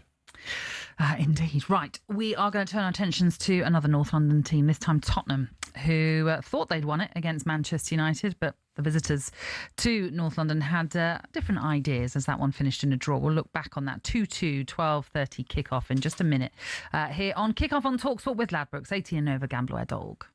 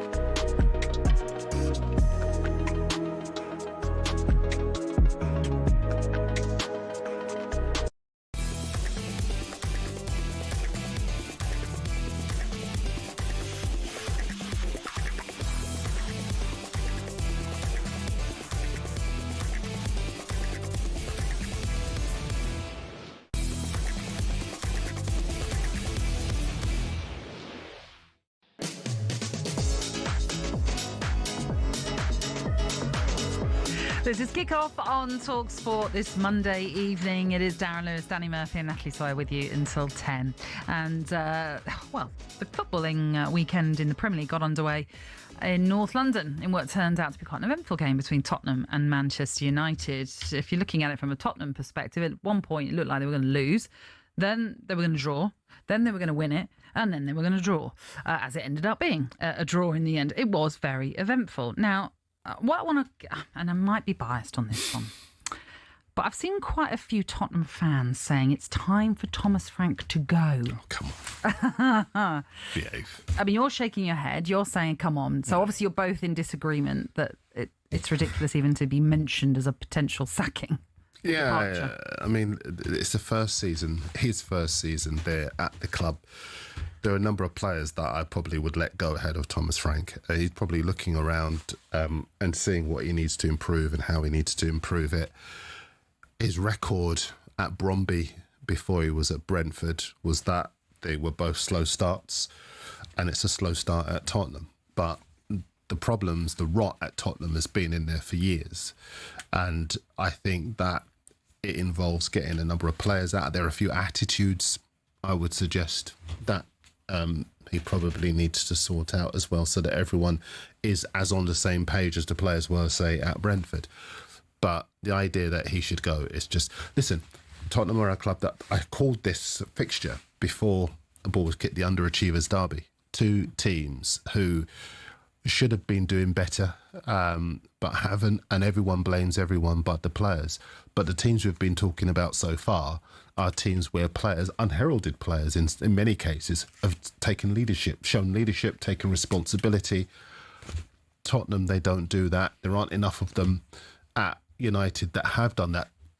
Granted, in the last 5 games, that has improved. But I still don't see that last 5 games at Manchester United as anything to write home about, because this is a superpower in world and European football. 5 games is the minimum they should be winning all 5 of those games. So this was a match and a result that kind of summed up where both clubs are at the moment. But just quickly on the Thomas Frank thing, just to get your view on it. Yeah, it's bizarre for it to even be in the conversation in the sense of they're 5th. They're only 1 point off the top 4. Likewise, in the Champions League, they're 10th, 1 point off the top 8. The reason is simple, is that their poor performances have come at home in front of the 60,000 fans that go every game. If you'd flipped it and all their wins, because their away record's brilliant, it was the equal, I think it was the best in the Prem, might still be. If you switch that and have all your good stuff at home and have some bad results away, fans are a bit more forgiving. The problem is at home as well, in the games where they've lost and drawn, is they've lacked creativity. And it's been a hard watch. Even the games I've seen, majority of the Wolves game, Chelsea, they were abysmal. There was another game at home against someone where they struggled as well. But just to add to what you're saying, and I don't want to interrupt your flow, but when he took Javi Simons off, that was when there was a lot of booing at the weekend, because a lot of people were saying this is our most creative talent. Well, he is, but he hasn't done very well. I mean, he had his best game in the Champions League game against Gothenburg I was at, and he did. That was the best I'd seen him. He did all right Saturday, do you not think? Do you know, I didn't see the game. Right, I can't pretend I did. If you look at last season, or even the last couple of seasons, in terms of their goals output and creativity, even under Andrew when they were struggling, they'd score goals because he was so forward-thinking. But Maddison, Kulusevski, Solanke, Son, who's left. You just look, just them 4 players. That's their front 4 in so many of the games where they played well and scored, winning away at City 4 or whatever it was last. Maddison, creative. Kulusevski, their best player for the last couple of years, arguably. Solanke did okay in his first season. He's more reliable than what they've got at the moment. The new ones that have come in, Muani I like, but he's only just got fit. Yeah. Tell has been, up until he scored at the weekend, but he's been a failure. Johnson isn't particularly favourite amongst the fans because although he gets you a goal, his all-round game ain't up to the level at the moment. Simons has had 2 good games since he's been there. Doesn't look fit enough. Same problem with the Liverpool signings. Kudus is the only one success. He constantly looks a threat. He constantly looks like their best creative player, their only creative player in certain games. So what did he do when he went in? Thomas Frank saw the biggest problem they had, which was conceding loads of goals, crap on set plays. Now they're really good on set play, or much better. Much better defensively, more stable, look like a team when they're defending. Their fullbacks tend to play fullback. Their centre-halves have got a nice partnership when they're fit, as we know. The lads in midfield are robust. Paulinho, Bentancur, Sarr, they've all got legs. They've all got... You can't become better defensively and more stable and more tenacious and more pragmatic whilst play free-flowing creative football. It's very difficult to do both at the same time. You build the foundation like you did at Brentford, and then Brentford, and you tell me now, I thought last season going to watch Brentford, I'd never seen them play so much football. Oh, no, it was, absolutely. Pass. You'd said that. It'd mix it up, but pass was like, whoa, the last 2 seasons, really. Tottenham now are looking physically better defensively. They look a threat on set plays. When he sprinkles, a couple of these need to get... Muani could be a little gem if he gets himself fit. Simmons is better than he's showing, so you'd hope he'd progress. Kudus will get back fit soon because he's missed the last couple. Then you sprinkle in Kulusevski, Solanke, creating competition in forward because he's better than what they've got. Absolutely. And then even at some point down the line when Maddison comes back, all of a sudden you might be seeing a different Tottenham. But right now, to suggest that someone else can go in there and give them a better outcome, come on. Well, I think he's kind of part of this. I've got Richarlison, sorry, was the other one. He's although he scored a couple of opening days, he struggled, hasn't he? He struggled. Listen, I've got a lot of friends who are Spurs. I covered Spurs for the best part of 20 years as well. So I know that there are a lot of people at Spurs who are just kind of really scarred by the overall underachievement at the club, the lack of investment, which appears to be changing. The tide appears to be changing with the new ownership, the new sort of people who are making decisions there. But in terms of Frank, I'd say this. Last season, first 5 months of the season, Oliver Glasner won 1 match in the top 4, right? But he's still trying to work out what, kick the tires, see what he needs to do, see how he needs to configure that side. Now, I'd argue Palace are one of the toughest sides to play against in the Premier League because they're defensively disciplined. The mentality is first class. They can score goals, and he has constructed a machine there. And I think that with time, Frank will do that. But as I said, he started slowly at Bromby, started slowly at Brentford. Now, at Spurs, you've got to give this guy time and stop thinking, oh my gosh, I'm going to get another quick fix in, because that's the last thing that Spurs Just need. a quick question to you now, because you saw Brentford a lot under him, and I know he mixed up the back 3 and back 4. Because when I was at the game against Gothenburg, Van der Ven got the wonder goal. It made me think about, actually, would we see Van der Ven do more out if he played in a 3? Because he's got 2 to cover him and he can just go for a wonder. I'm thinking maybe that's one way of him making Spurs a bit more creative. I don't think he'll change it for now because they've actually defensively looked a lot better. But maybe moving forward, do you think he could do that? How often did he mix it up at Brentford? Well, this was always one of his strengths because he was so versatile. He did tend to go for a 3 at the back or 5 at the back, however you want to paint it, against the more elite sides. That was natural. We're not seeing so much of that with Keith Andrews, I have to say. It's now he seems to have gone with his 4 and he's very settled with the back 4. But there were times that you'd see if Adja was playing, that Adja would play out quite happily. He's good at it, isn't he? Yeah. Even Nathan Collins, you can see at times, can do it as well for Brentford. So, yeah, it can be done without a doubt. That was Copenhagen, wasn't it? The Van der Ven. That was just ridiculous. What were you doing in that moment? Were you just thinking, what's he doing? Someone's got to stop him at some point. I was just thinking, please finish it. Because so tremendous. Do you know what I was thinking about when he was going through? And I bet the staff were as well, medical staff. I was thinking, please don't let his hamstring go. Oh, no. Because he was like an Olympic sprinter. He was. Brilliant. I mean, it wasn't 100 metres. Brilliant. What would it be? 60 metres, maybe 50, 60 metres, 60 metres, box to box. And I'm thinking, please don't snap your hamstring out. Yeah, but if you're an opposition How did you player, do you're it? not thinking someone's got to chop him down at some point, no? Absolutely, this is what I'm saying. They were chasing him like... Maybe so. They just couldn't get near the man. I've never seen a centre half without that athleticism. No. Oh, it was... Rudiger? No. Rudiger didn't have that athleticism. No. Not like Listen, this is a debate for the break. We didn't even next part of the show. Or the next part of the show. Let's see. I think there are 1 or 2. All right. I might take the Pepsi challenge on that one. Well, someone asked me if I ever played with a centre half who could score a goal like that, and the answer is no. Sorry. Okay. No, Right, I'm hang on, sure. right. Think about it in the break. And maybe we'll come back to it. There's lots more for us to digest. We didn't even get to talk about Manchester United and their situation. Now, they are 5 games unbeaten. All right, wait, no more. The mics are off for you two. We'll take a break, and when we return, we'll continue to look back on that Premier League weekend.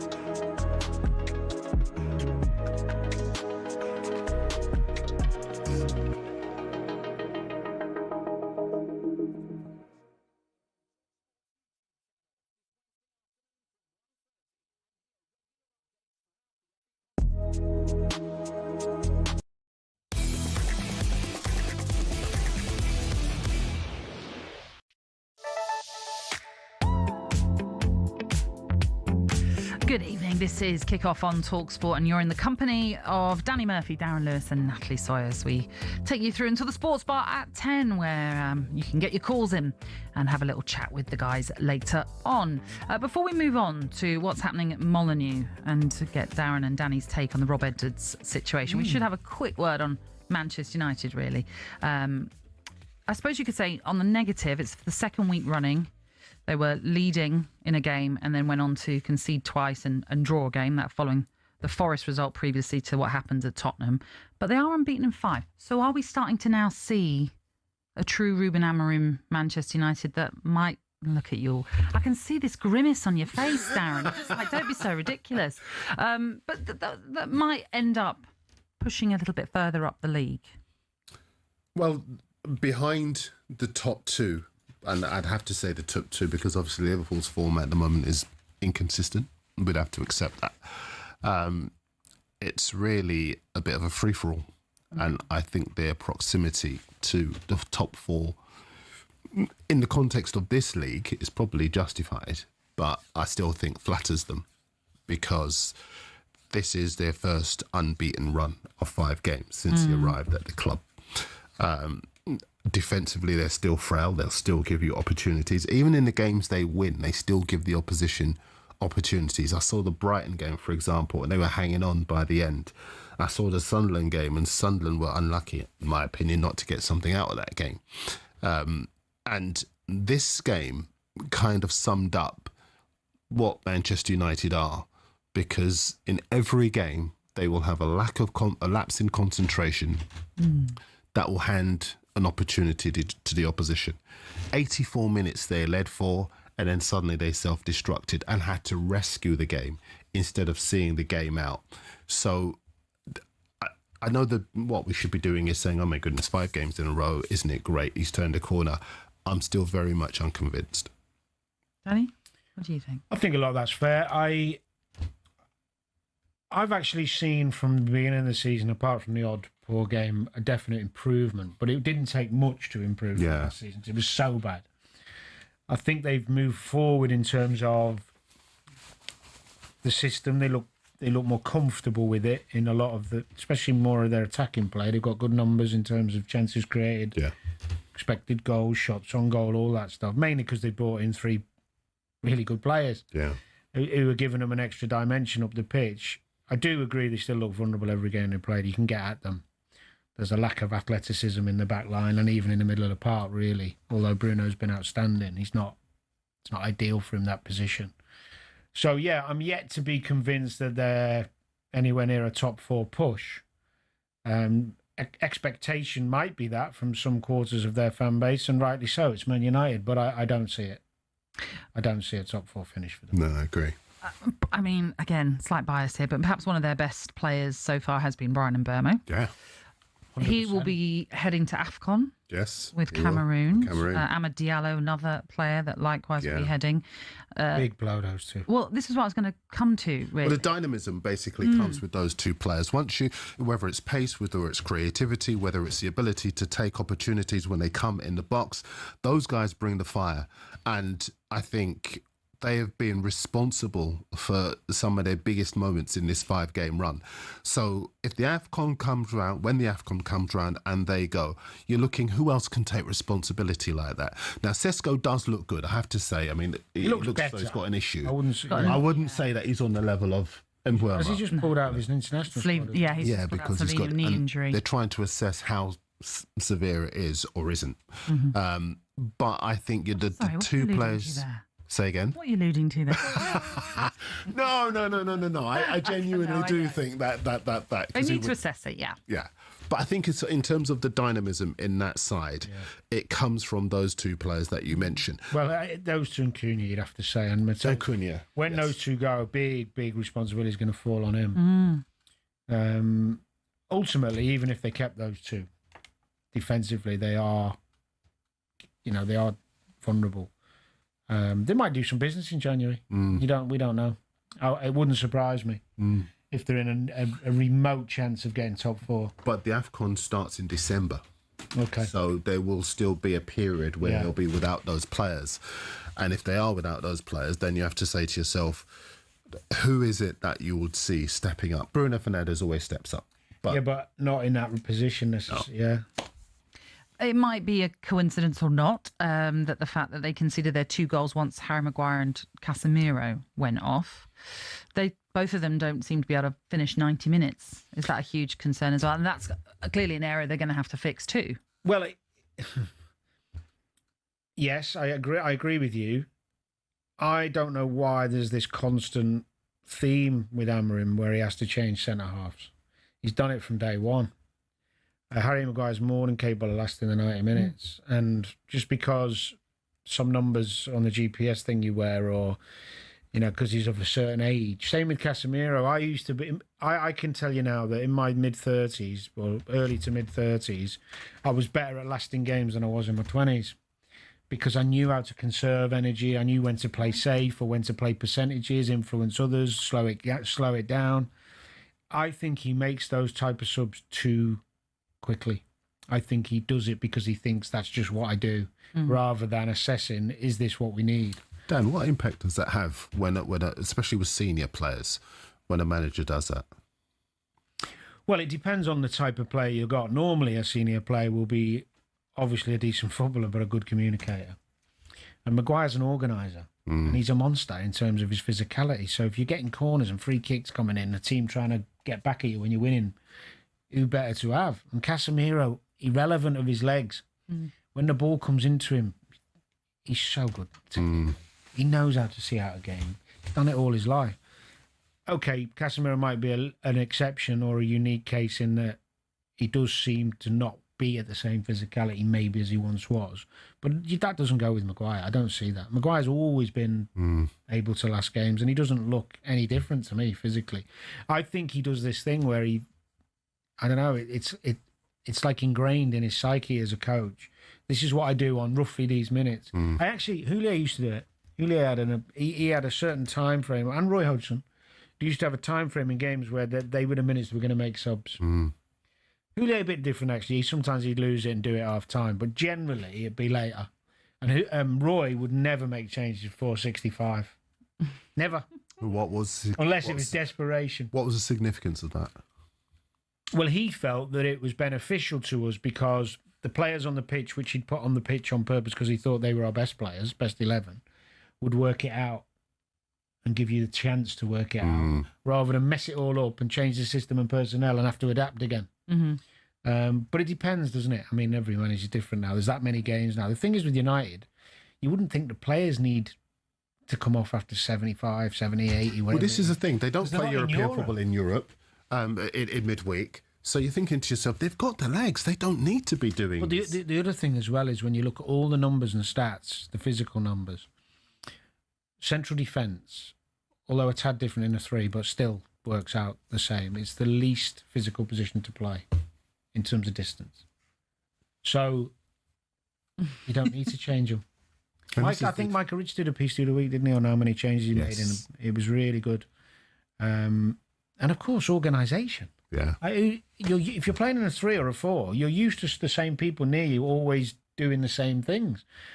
It always causes. And it can't be any coincidence that, as you say, he makes those changes unnecessarily. And then they're all at sea a little bit. They're all at sea. And they could have been anyway, but yeah.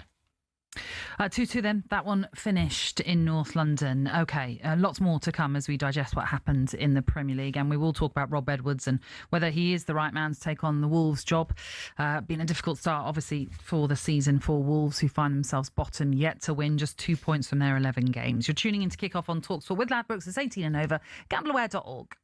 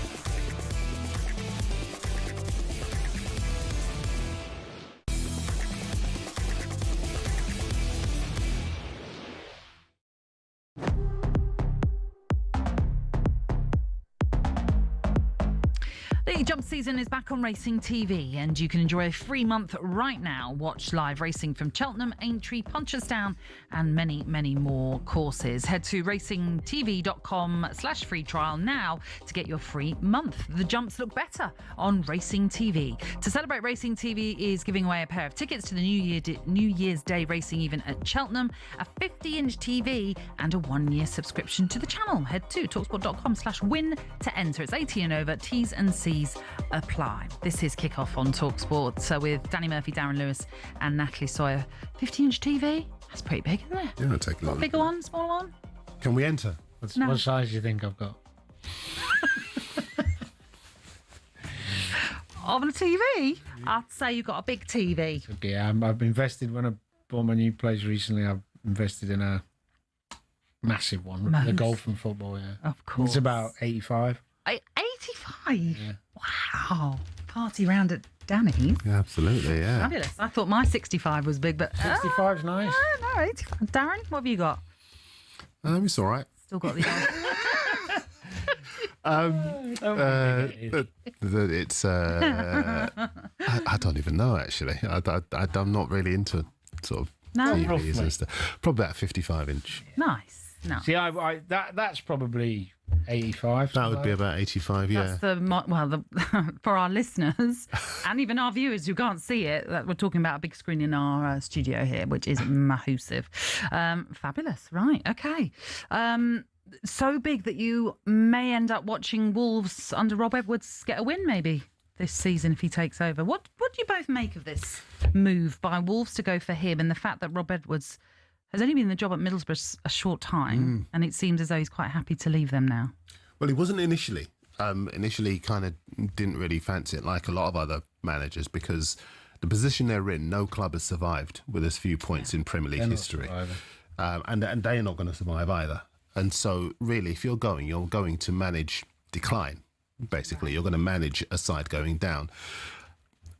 I've said before on the show, and I still maintain, I don't think there is a lack of effort. But what Wolves are suffering from is the belief that you can sell quality and survive. And, you know, if there's the setup, people might say, well, you talked about Brentford doing that, but Brentford still have quality in their squad. Wolves don't have that defensive organisation, stability. And so, and at the moment, the players now look bereft of confidence. So he's got a big job on. If you think about the Chelsea game, I think it took 61 minutes for them to get a shot on target. And I think they only had 3 in total. Now, he's played... According to this, they didn't even have a shot on target. Oh, there you go. Shot on goal, I should say. Yes, and 3 in total. But Edwards has played for the club, so I can only imagine that they're going for the emotional attachment. I think he played 100 times for them. But I could see why he initially didn't want it and a few other people didn't want it, because I think at the moment they are a side that are not equipped for the Premier League. And, you know, you circle the drain long enough, eventually you're going to go down it, and that's what's going to happen to them. So I think a lot of people... Well, one of the arguments is that, you know, Middlesbrough gave him this opportunity and he's jumping ship and it's wrong and he shouldn't be doing it. I understand that from a Middlesbrough fan perspective to a degree, but let's give it some reality and perspective. Firstly, he's going to a club he's got an affinity with. He played there for 4 years. He coached there. He actually temporarily managed them for a week or two. His wife and kids, to my knowledge, live locally near in Telford, which ain't far from Wolves. He's definitely 1,000,000% going to be earning more money, which people can scoff at all they want, but he wasn't exactly a superstar footballer who secured the rest of his life. So let's give that perspective. He also probably thinks, worst case scenario, Wolves go down, they're going to have the parachute payments for a couple of years. You're going to have a hell of a chance of getting them promoted. Do you think that would have been the sell? Well, I think, yeah, because if you're looking at Middlesbrough at the moment, they're in a good position. Although they hadn't won the last 2, they won the one without him where he got stood down. Maybe he knows that squad is limited. Maybe he knows they don't have strength in depth. Maybe he sees the pitfalls coming, thinks... Or maybe he's not going to be able to be 100% honest and truthful. He's going to go with the affinity for the club. That's why I've done it. And the fact that he's a father of young children probably in school, and the fact that he's going to probably at least double or treble his wage, you know, and then have more chance of creating long-term success with a club that's still going to have the parachute payments, it all kind of makes sense to me. Okay. I don't really... Sometimes opportunities come along that you just can't turn down, irrelevant of how it looks. The negative aspect looks to a certain group of people, which is mainly the Middlesbrough supporters, isn't it? Well, I remember when Vitor Pereira came in, and at the time, everybody said they're going to struggle to bring someone in because no one's going to want that job. And even when he came in, everyone believed it was a forlorn task, and he kept them up. The stats are there to be confounded, and it might well be that Edwards goes in there and he can create something. Clearly, it's going to be tough. But then we all said similar things about West Ham, the position they're in. Nottingham Forest, the position they're in. This is really There's a lot. Oh, yeah, absolutely. And the other thing with Wolves, there's difference to the beginning of last season is they've played the 3 promoted sides already, and they hadn't at this time. So all things are against him. But I think the general thing, as you say, is messaging. The minute he goes in there, it's got to be about the affinity for the club and all of that and buying into it. And he's got to show the leadership to get a group of players who are demoralised, clearly, and tactically disorganised together.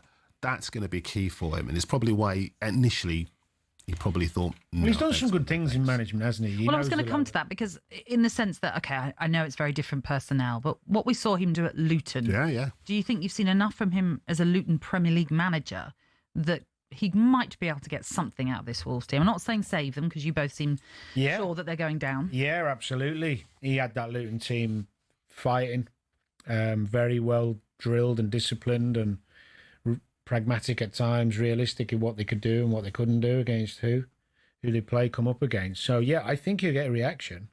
You got to remember, I'd expect Wolves to improve even if they kept their old manager, because a lot of those new players they brought in are adapting to the Premier League. And some of them are talented, by the way.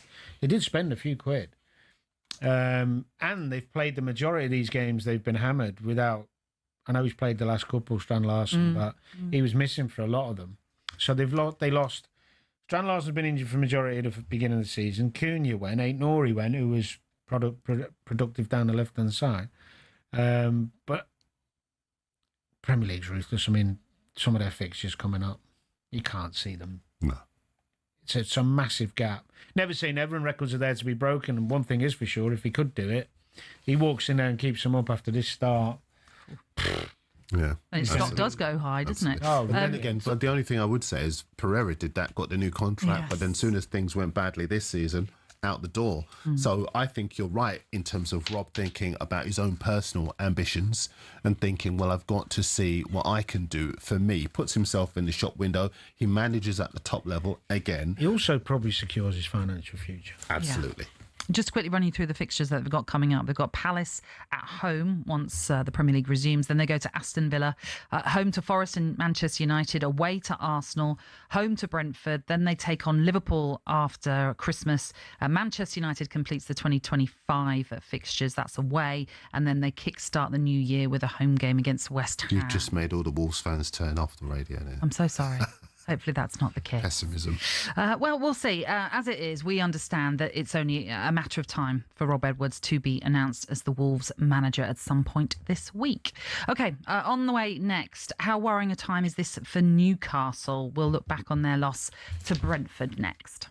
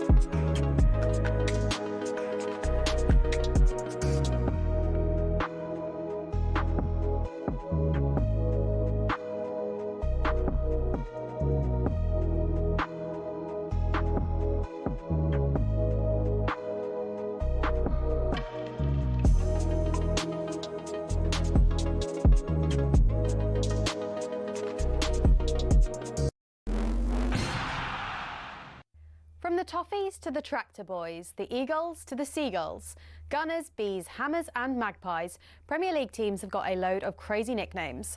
Ever wondered where they came from? Let's start with Everton. They're dubbed the Toffees, but why? Well, because when the club was formed, just down the road there were two local toffee shops. Ye Ancient Everton Toffee House and Mother Noblet's Toffee Shop were big fan favourites. Next, they say if you can't beat 'em, join 'em, and that's exactly what Ipswich Town did when it came to their nickname. The term Tractor Boys used to be chanted by their opponents as a way of putting the team down for their farming background. But during one game back in the late 90s, Ipswich were 1-0 up and they decided to flip the script. 1-0 to the Tractor Boys, they sang, and a new nickname was born. Let's head to Leicester, famous for more than just a red, well, orangey cheese and Jamie Vardy. Leicestershire is also the birthplace of fox hunting, hence the Foxes. Next up, turns out apples are not the only fruit that don't fall far from the tree. Bournemouth's nickname, the Cherries, comes from the fact the club's stadium was originally built right next to a bunch of cherry orchards.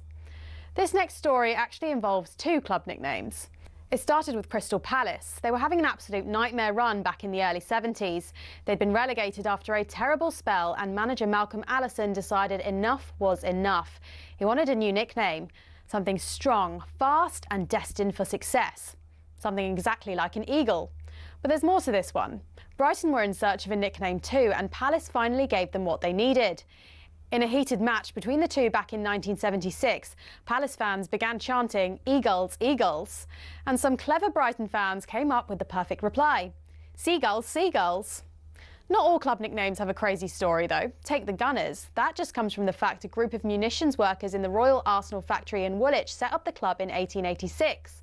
On the flip side, some nicknames seem simple, but there's a bit more to them, like West Ham. The Hammers is actually nothing to do with the ham part of the name. It comes from the fact the club used to be called Thames Ironworks FC and was made up of workmen and shipbuilders. So next time the away end's chanting their crazy nickname, you'll now know exactly where it came from.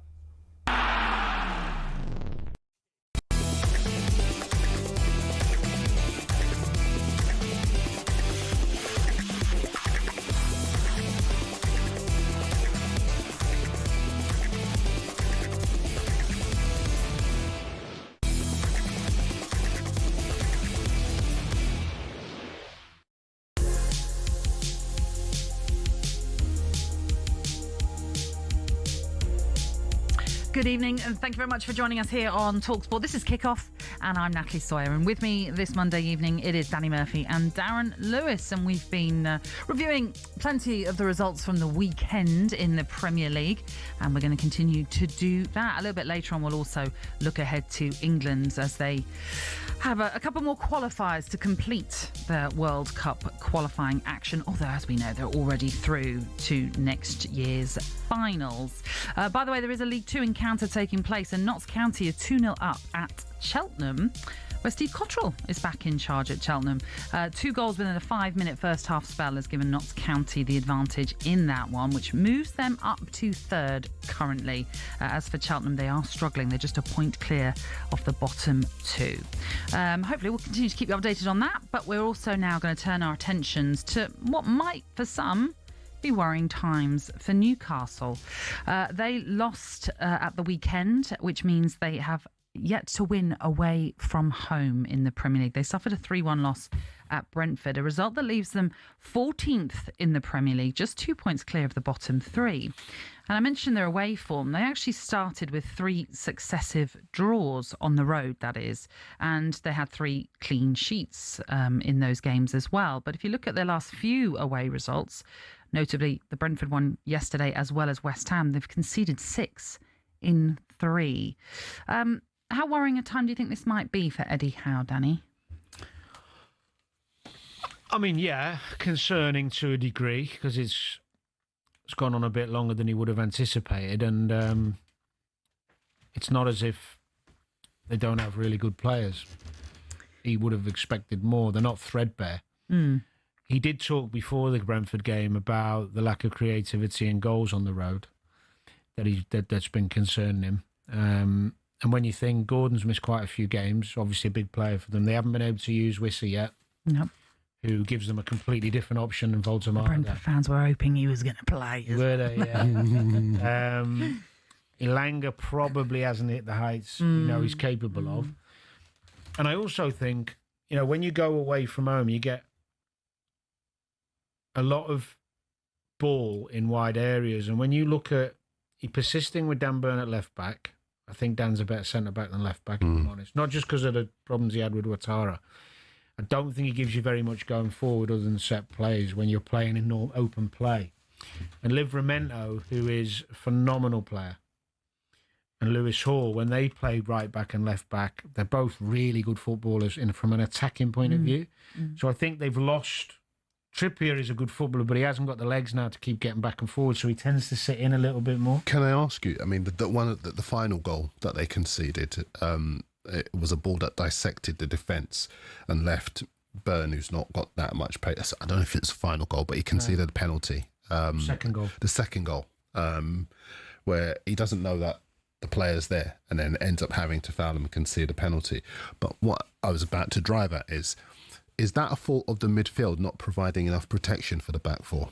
No, not particularly, not on that occasion. I think inevitably in any game of football, home or away, your fullbacks are going to have to deal with wingers one-on-one. And now you've got so many dynamic wingers in the Prem, and Ouattara's one of them. It felt like he played, Look, Dan's a terrific player and done really well, but I think he prefers playing centre-half, and he's better centre-half. He's got cover on the side of him. When you play full-back, you do get isolated, and he probably thought, Brentford away, the game's going to be more about long throws and set plays and corners than it is open play football. So I understand it, but actually, Newcastle are generally a footballing team and should be focused more on what they're doing when they've got the ball. The other thing to argue as well, to be fair, is that although their record has been good after European games, they've got a good record after European games, Newcastle. This particular game, the front players especially did look a little bit leggy. Voltemada was a bit unreliable with his link-up, which isn't like him because he's usually very good. And Murphy wasn't his normal self. Barnes did all right, scored a good goal actually. But overall, I think it's this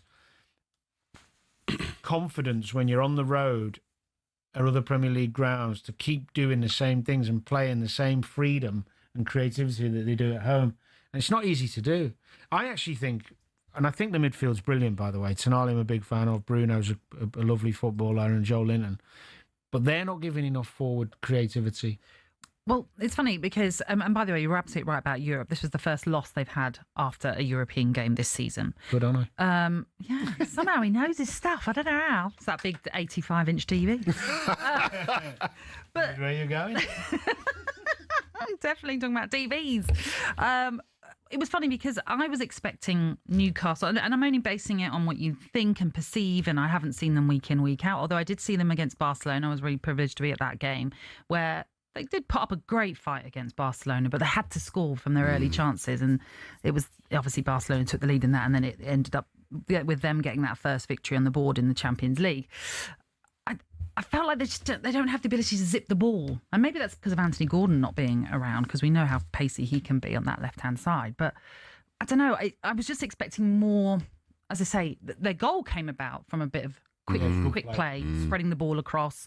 And then, as you say, Harvey Barnes finishing off excellently. But that was like a rare moment in the game for them. It just seemed to be lacking. And that midfield three, again, I was quite excited to see how they're getting on. They didn't really offer much. It was a real disappointment for them. I think all good football generally comes from your ability to play out from the back. And then Brentford didn't allow. No, that's true. And this is where Brentford deserved great credit and really well organised. I actually thought in the first half it wasn't particularly a great game to watch, but it was intriguing because Newcastle were really it was like they were very aware that on the road they'd been poor recently and they were defending with their lives. They were all doing the work. Lots of blocks, There wasn't much quality from either team. It was a very robust game of football without much. They cancelled each other out a little bit. Yeah.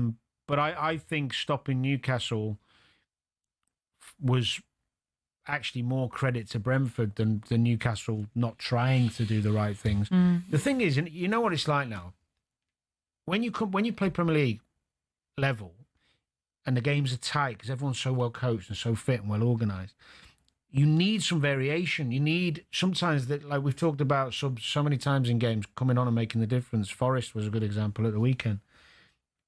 If they'd had Visser and Gordon on the bench, throw those two, all of a sudden the Brentford's like it's a completely different problem. And Elanga, throw them three on and mix it all up and change it. And all of a sudden you've got these different headaches and problems. The game could have gone a different way.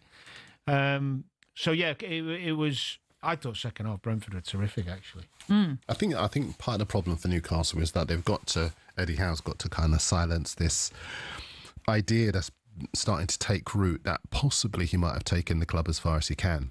Now, I don't believe that to be the case. No, nor do I. But I've seen and heard that conversation being had. Kara said it, I think. The problem with him is that the problem Newcastle is after the break, they played two teams that are going to be very, very tough. City at home and Everton away. Everton are in terrific form at Hill Dickinson. Their defensive record's very good.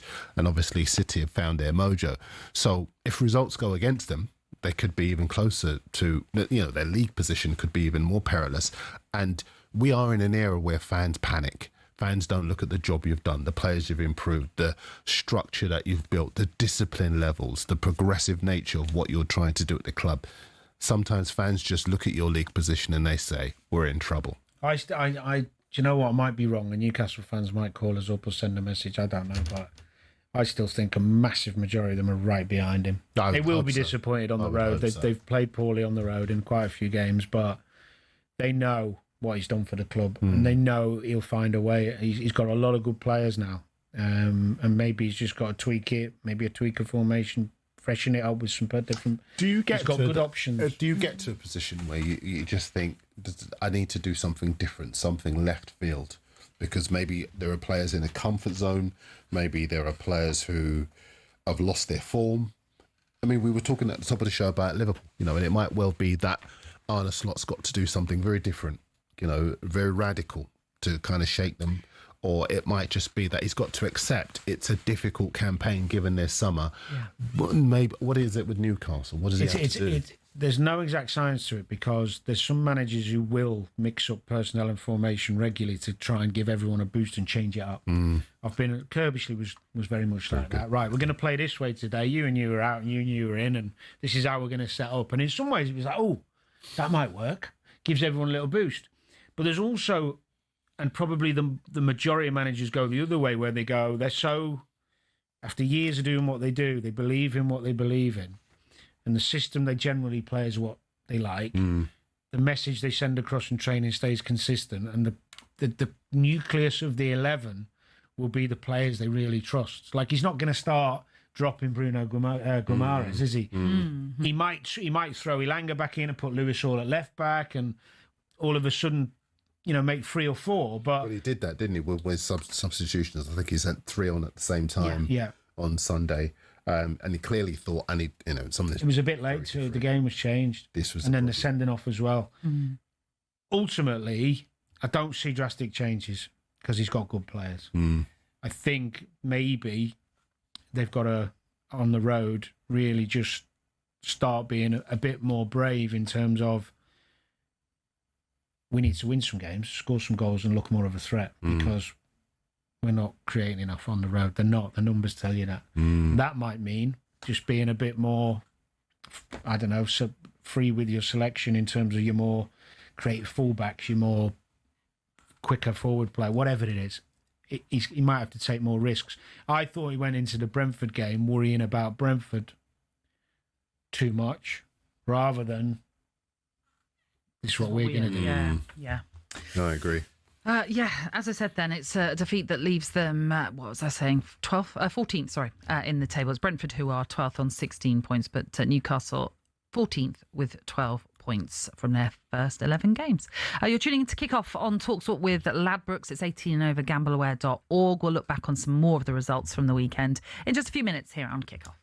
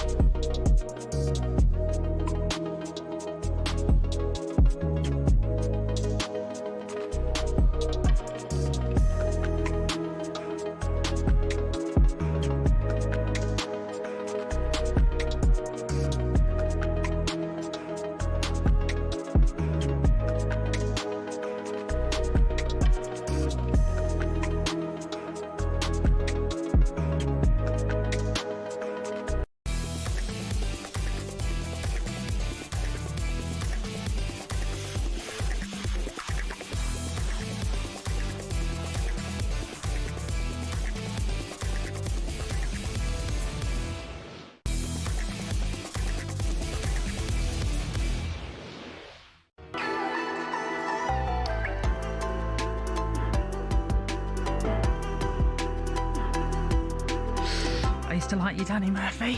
Not so sure now. Okay. Well, the fact you used to like me is a good thing. It's better than I thought, so... We're just debating one of the Brentford players, but we won't dwell on it because I'm sure people will be like, if you're talking about Brentford again, we're going to move on. I want to talk about another one of your former teams, Danny, Fulham. They are a point off the relegation zone after another defeat. This time it was at Everton as they lost 2-0. And as you rightly pointed out, Darren, Hill Dickinson is becoming quite a fortress for David Moyes and his team. But Fulham, they're not one of these teams that are in the conversation, it feels, for the relegation picture. And it's maybe because it's quite early. But should they be in the conversation? Are they in dire circumstances? To a degree. I think they're in a worse position than they anticipated. And I think up until a couple of weeks ago, they felt, or the manager felt definitely, and although some of the fans I know felt that their performances warranted more points. They'd lost a good couple of games very late in the day. Bournemouth was one of them, and there was another one week or two after, where they'd played well in like 70 minutes for games. Newcastle. Newcastle. So I don't think there's a panic. Okay. But I think if you carry on losing games, inevitably confidence drops. And the expectation or the discontent grows when the team then go out and play, especially at home, or, when the fans want to come and support you and see you win. So I wouldn't say it's impossible for them to get dragged into a battle because they haven't got a huge squad.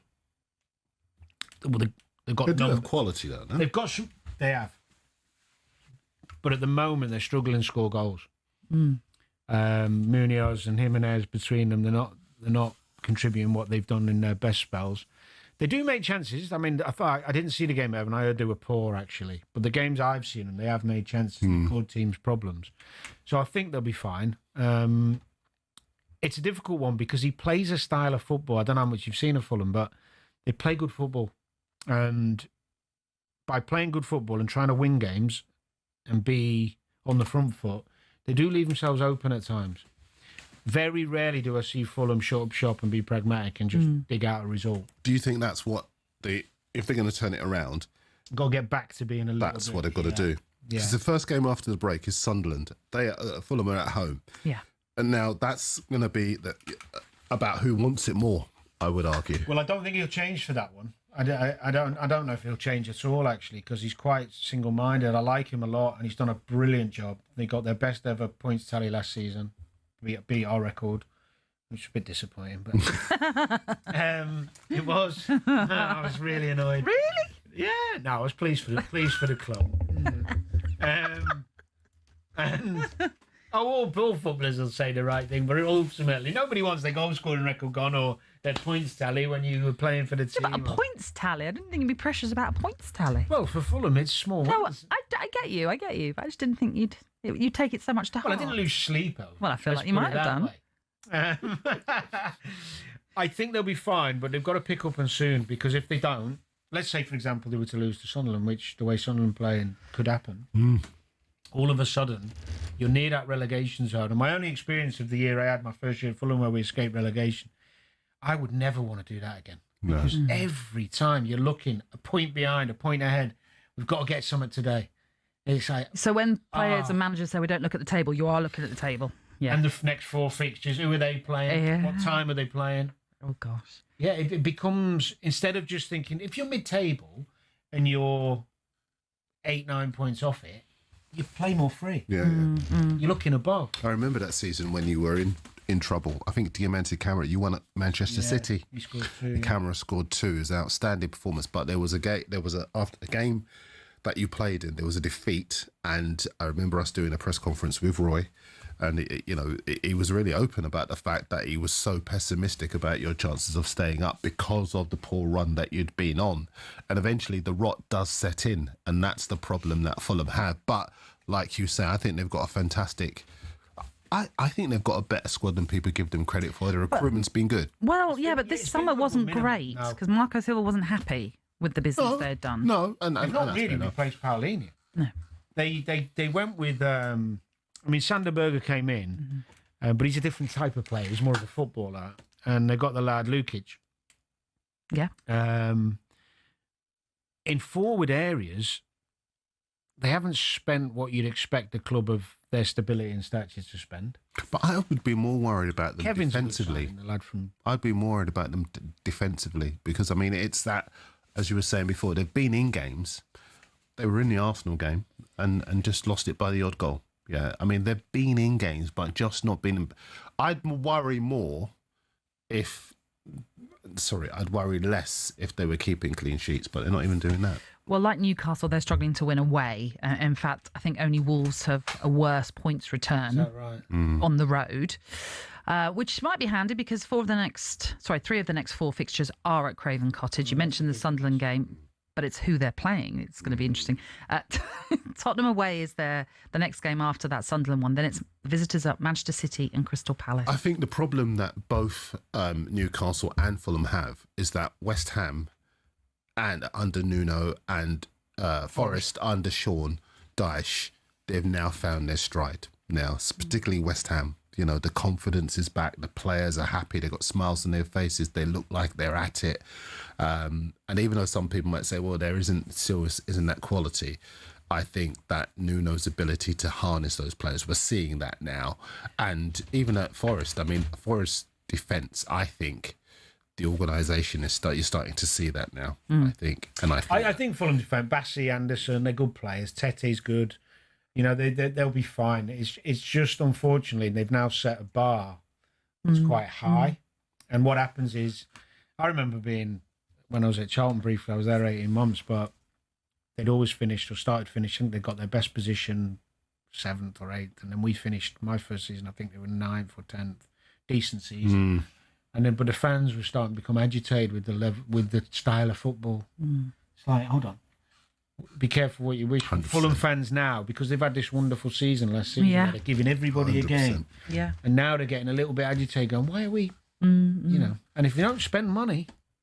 Well, this is it, isn't it? But let's hear from the Everton manager after that victory. He actually joined talkSPORT Breakfast this morning with Jeff Stelling and Ali McCoist. David Moyes opened up about Everton's difficulties so far this season.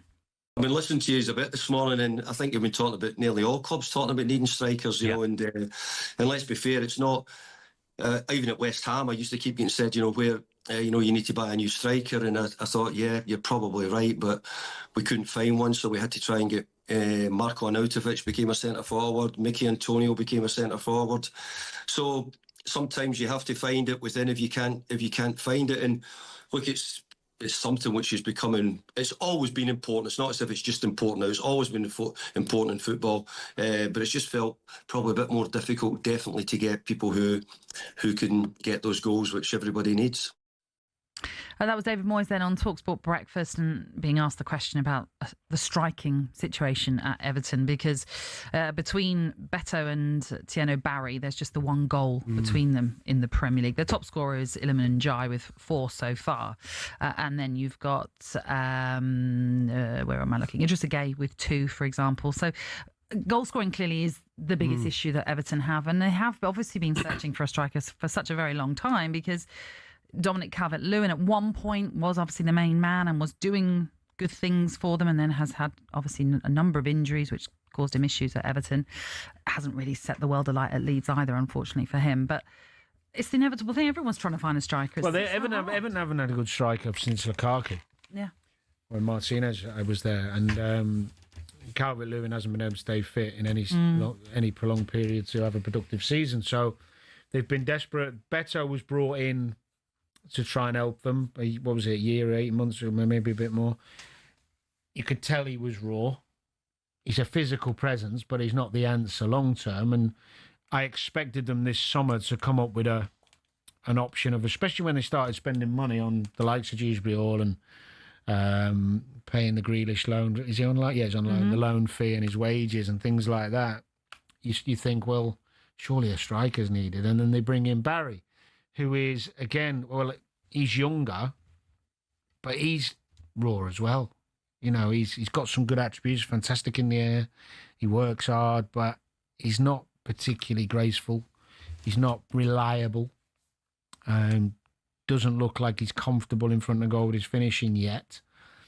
So I'm surprised. Obviously, they were limited in terms of how much they could spend, but I'd have gone personally for a different type of striker than Beto. Feels to me like they've got two similar types. I'd have gone for a different, even if it's someone from the Championship or someone who's a bit maybe less athletic or a bit more reliable with the ball or more cute and clever with his...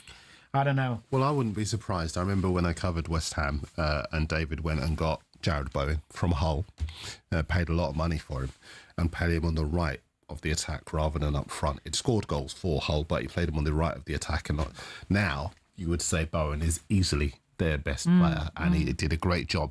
He also, as he said there... That's not going to happen with Barry or Beto. Say again? That's not going to happen. No. Well, the point I was trying to make was, I wonder if there's a player that he might be looking at to see if he could do with what he did with Bowen, what he did with Mikel Antonio, who's a right back, then a right winger, then played him in a centre forward position with Marco Antonio, who played out wide but played him as a main striker. Is there a player there that he would be looking at? Arnautovic did it with him as well. Exactly. Well, I don't think they've got one in the ranks. I think he could play. I think their best player is Ndiaye, who's been absolutely phenomenal. He looks a class act. But he's got to add more goals to his game. Only 4 goals so far this season. Yeah, but he's playing in a team that defend a lot, and he's playing. He missed a couple as well. He could play centre forward. Yes, as a false 9 and just do what he wants, and put in maybe McNeil on the right or the lad they signed, Tyler Diblin. Diblin. You know, they've got options. The problem is, I understand why he plays a big man up there, because sometimes when they're under the cosh, you need someone there. Yeah, I think when it was. I know you've got to move on, sorry. No, go on, finish it. No, I just think they've done all right. The point I was trying to make about Fulham, Everton's defensive stability and their home record is what is keeping the wolf from the door at the moment. And that's without Branthwaite. That's credit to Keane. Keane's done really well because he had some stick a while ago. He's found he's really that partnership with Tarkowski's done, apart from the Tottenham game, of course. But their home form's helped them. And that's what Fulham don't have. That's the point I was going to make. Everton have got that. Just to remind you, Jeff and Ali are back for you tomorrow morning on breakfast from 6 a.m. Right, we'll continue to look back on more of the results. Aston Villa put 4 past Bournemouth. Nottingham Forest won their first Premier League game under Sean Dyche. West Ham made it 2 wins out of 2 under Nuno Espirito Santo. Lots then for us to review, as well as maybe Palace against Brighton, that goalless draw too.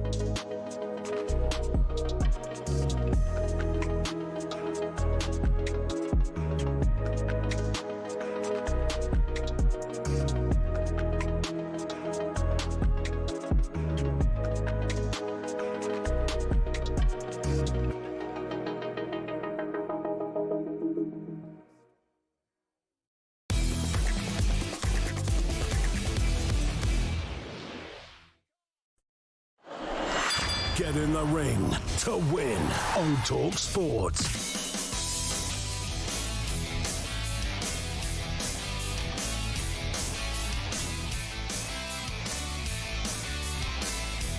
This is Kickoff. Thank you very much for joining us this Monday evening. You're in the company of Darren Lewis, Danny Murphy and Natalie Sawyer, and we've got a new prize up for grabs. It is a knockout. We're giving you the chance to win 2 tickets to the highly anticipated rematch between Chris Eubank Jr. and Conor Benn at the Tottenham Hotspur Stadium on Saturday, the 15th of November, this Saturday, in fact. The prize includes a one-night stay at a 5-star hotel in London, plus £5,000 spending money to make it an unforgettable weekend. You might want a pen and paper for this, because listen up, this is how you enter.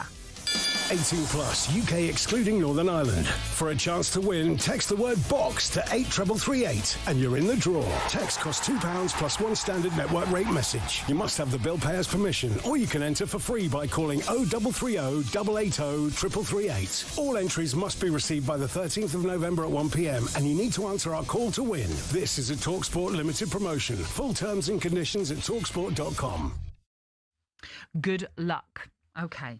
A few more results then for us to look back on. Should we talk about Aston Villa against Bournemouth and what an impressive victory that turned out to be for Unai Emery's side, especially when you consider they lost before that to Liverpool in the Premier League, having gone on a super run after a terrible start to this season. How much do you think that result in itself is quite a statement result? Because Bournemouth have been flying high.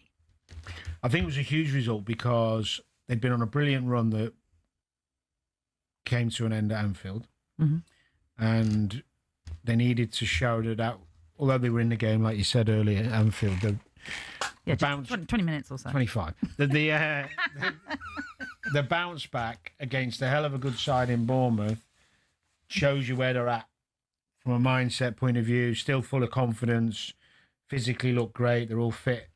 Buendia's been a sensation for them. He's been there quite a long time. I remember Buendia actually doing well in the early days when Stevie first went there, Stevie G. He had a little spell playing him and Coutinho as 2 number 10s that worked well for a couple of months. And Buendia, he got a bad injury and he's taken a while to get into the eyes of the manager. Even last season he wasn't used that much. I know they had that went on loan, didn't he? I think he might have done because they brought in Asensio and Rashford, didn't they? So he's come in and he looks like he's got points to prove. He's adding this bit of playing tucked in off the left. Rodgers is phenomenal anyway. Watkins, even when he's not scoring, he gives you something. He doesn't stop. He's running the channels. He knows how to play the role. And I think Onana's been a big plus for them coming back in the last month or two because he's missed the start of the season. He's such a powerhouse in there. But yeah, that result against... I mean, it wasn't a 4-0 game, if I'm honest. Bournemouth had some good... Martinez made 2 wonderful saves. And the last goal was deflected, wasn't it? Yeah, but overall, fans have got to be delighted. I never doubted him, even at the beginning of the season. He's a terrific manager. He's very single-minded, very rarely changes the way he plays. They all know the system. The only surprise, and probably the one I'm baffled by, really, is the Harvey Elliott situation. So hardly using him. Yeah. Well, I think maybe it wasn't particularly him who wanted him through the door, Maybe there's some element in that. He sees him more of a 10 rather than off the wide, where I think he could play where McGinn plays. I think he could play on the left, he could play on the right. He sees him as a 10. He said that, and that means he's competing with Rodgers, who, he's not going to oust at the minute. But I think I'm right in saying, I am right in saying that I think he has to play 5 games before Christmas and 5 after for it to become permanent. Oh, okay. At 35 million. I think that's now a Premier League rule when you do these deals that's in there. So the 5 game before... So it's just not starting, it's just playing.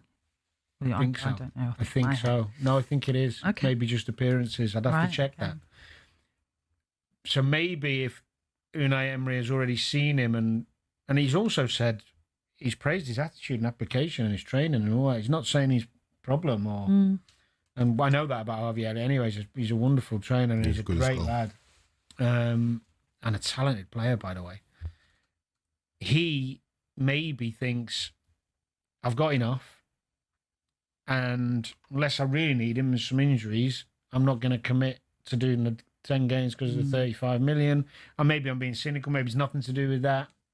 But I can't see it being based on his ability because, well, we all see different things in players. And Unai Emery's been a manager for a long time, so who am I to question him? But the reality is, you watch him play for the 21s, you see the contribution he made so many times coming on for Liverpool in big games, in big moments.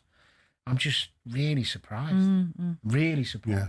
Yeah. He has made 4 Premier League appearances. He made 4 so far. And played obviously in a few other games, League Cup, Europa League as well.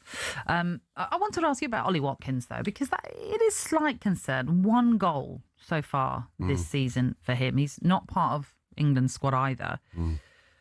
You're right. He's one of those players that will work and work and work. Yeah. He's never one to stop.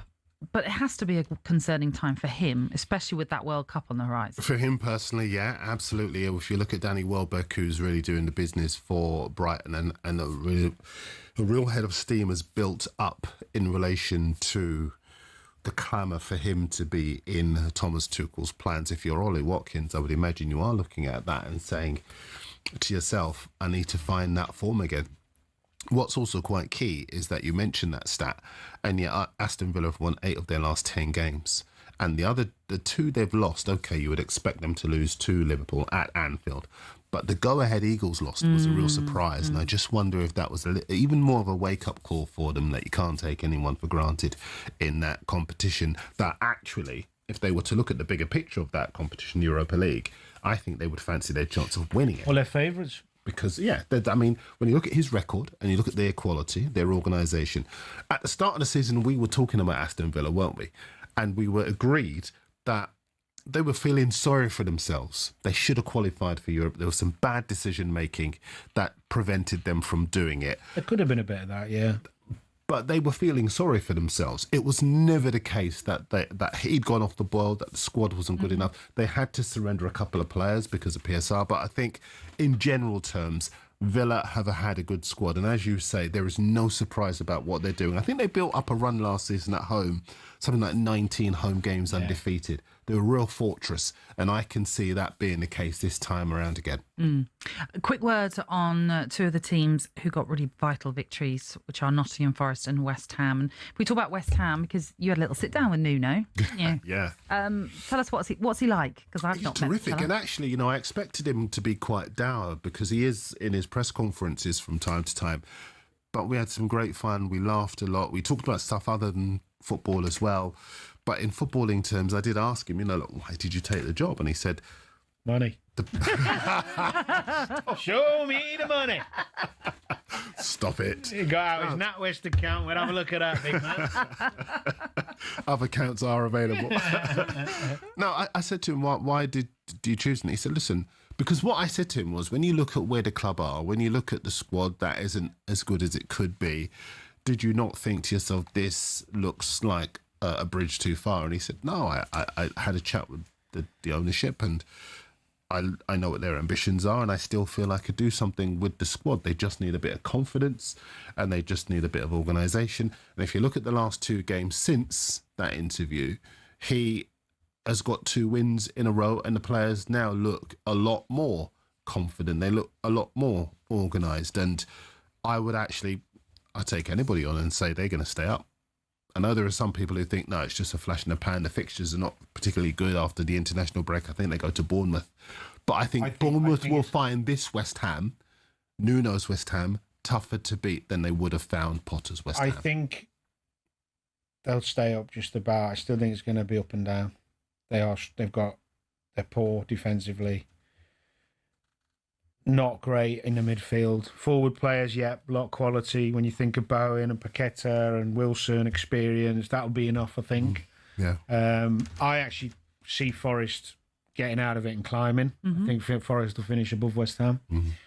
Even the game at the weekend, you see the bench. You know, they signed a lot of good players. Quality, yeah. You know, when they brought Amari Hutchinson on and Iwanye, who is just freshening it up with more quality. Chris Wood's out. Hudson-Odoi was missing. They've really got. They've had Oleani has been missing for a while, the fullback, and that's not really been talked about. But when I saw them coming on, I was like, and Hutchinson was brilliant when he came on. He scored, set up the goal and got the pen. But Dyche has got this problem now that he hasn't really had previously, where he's like, ooh, I can play him. Yeah. Middle of the park. But I love that for him, though, because so often... McAtee's not getting a game. Yeah. But like I say, I love that for him because so often he's worked with clubs that haven't had those resources. Yeah, I agree. People have said, what would it be like if he were to get a big club? Why doesn't he get mentioned for the bigger clubs? Now he's got a bigger club. Now he's got those resources, that embarrassment of riches. What does he do? If you look at Awoniyi, as you mentioned, Awoniyi would walk into the West Ham front line. Yeah. He would walk into that team. He's got that quality. The only caveat for Dyche is that he does need the bigger squad because they are in Europe. Yeah. And he's having to manage this game, rest, recover, play, bump, and that's not easy at any level. But it's even new for him, isn't it? I mean, that's a different challenge for him, and like I said, I love that for him because he's done such good work with so many teams. And he has had, I'm not going to say he hasn't had the credit he deserves. He has had the credit he deserves. But I think eventually you do earn the right to have a bigger team, a bigger problem. And that's what he's got with Forest. Well, it's a victory that moves them to 9 points, just a point off safety. West Ham are level on points with Burnley, who are in that 17th position. It's only goal difference that keeps West Ham in the bottom three. OK, on the way next, we'll look ahead to England and this international break that we are now in, the final one, thankfully, of 2025. Hooray! You're listening into Kick-Off on talkSPORT with Ladbrokes. It's 18 and over, gambleaware.org.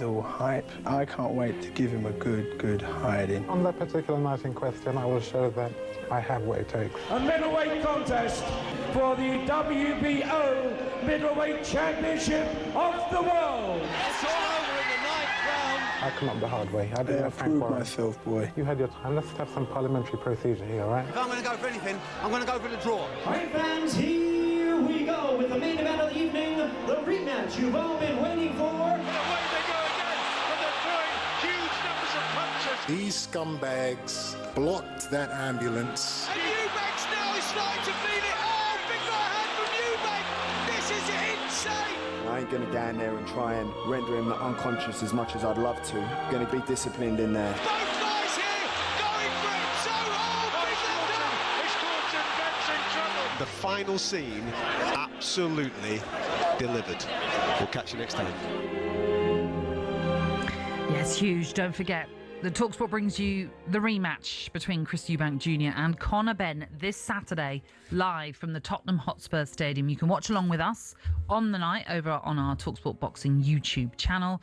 That's Chris Eubank Jr. versus Conor Benn this Saturday, live on talkSPORT. Or you can watch it live on DAZN as well. One of the fighters in question, Conor Benn, joined Andy Goldstein and Darren Bent on Drive earlier.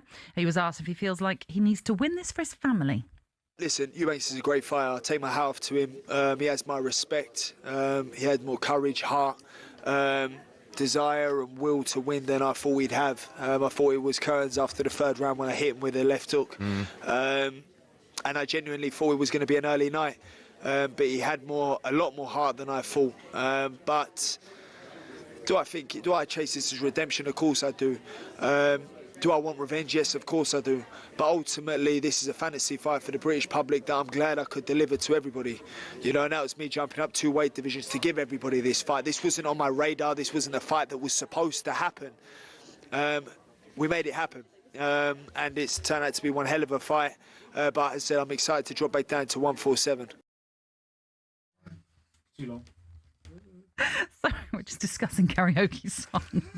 White and Jordan tomorrow from 10 o'clock. How about this? Conor's dad, Nigel Benn, will be in the studio, as well as his long-term rival from the 1990s, Chris Eubank Sr.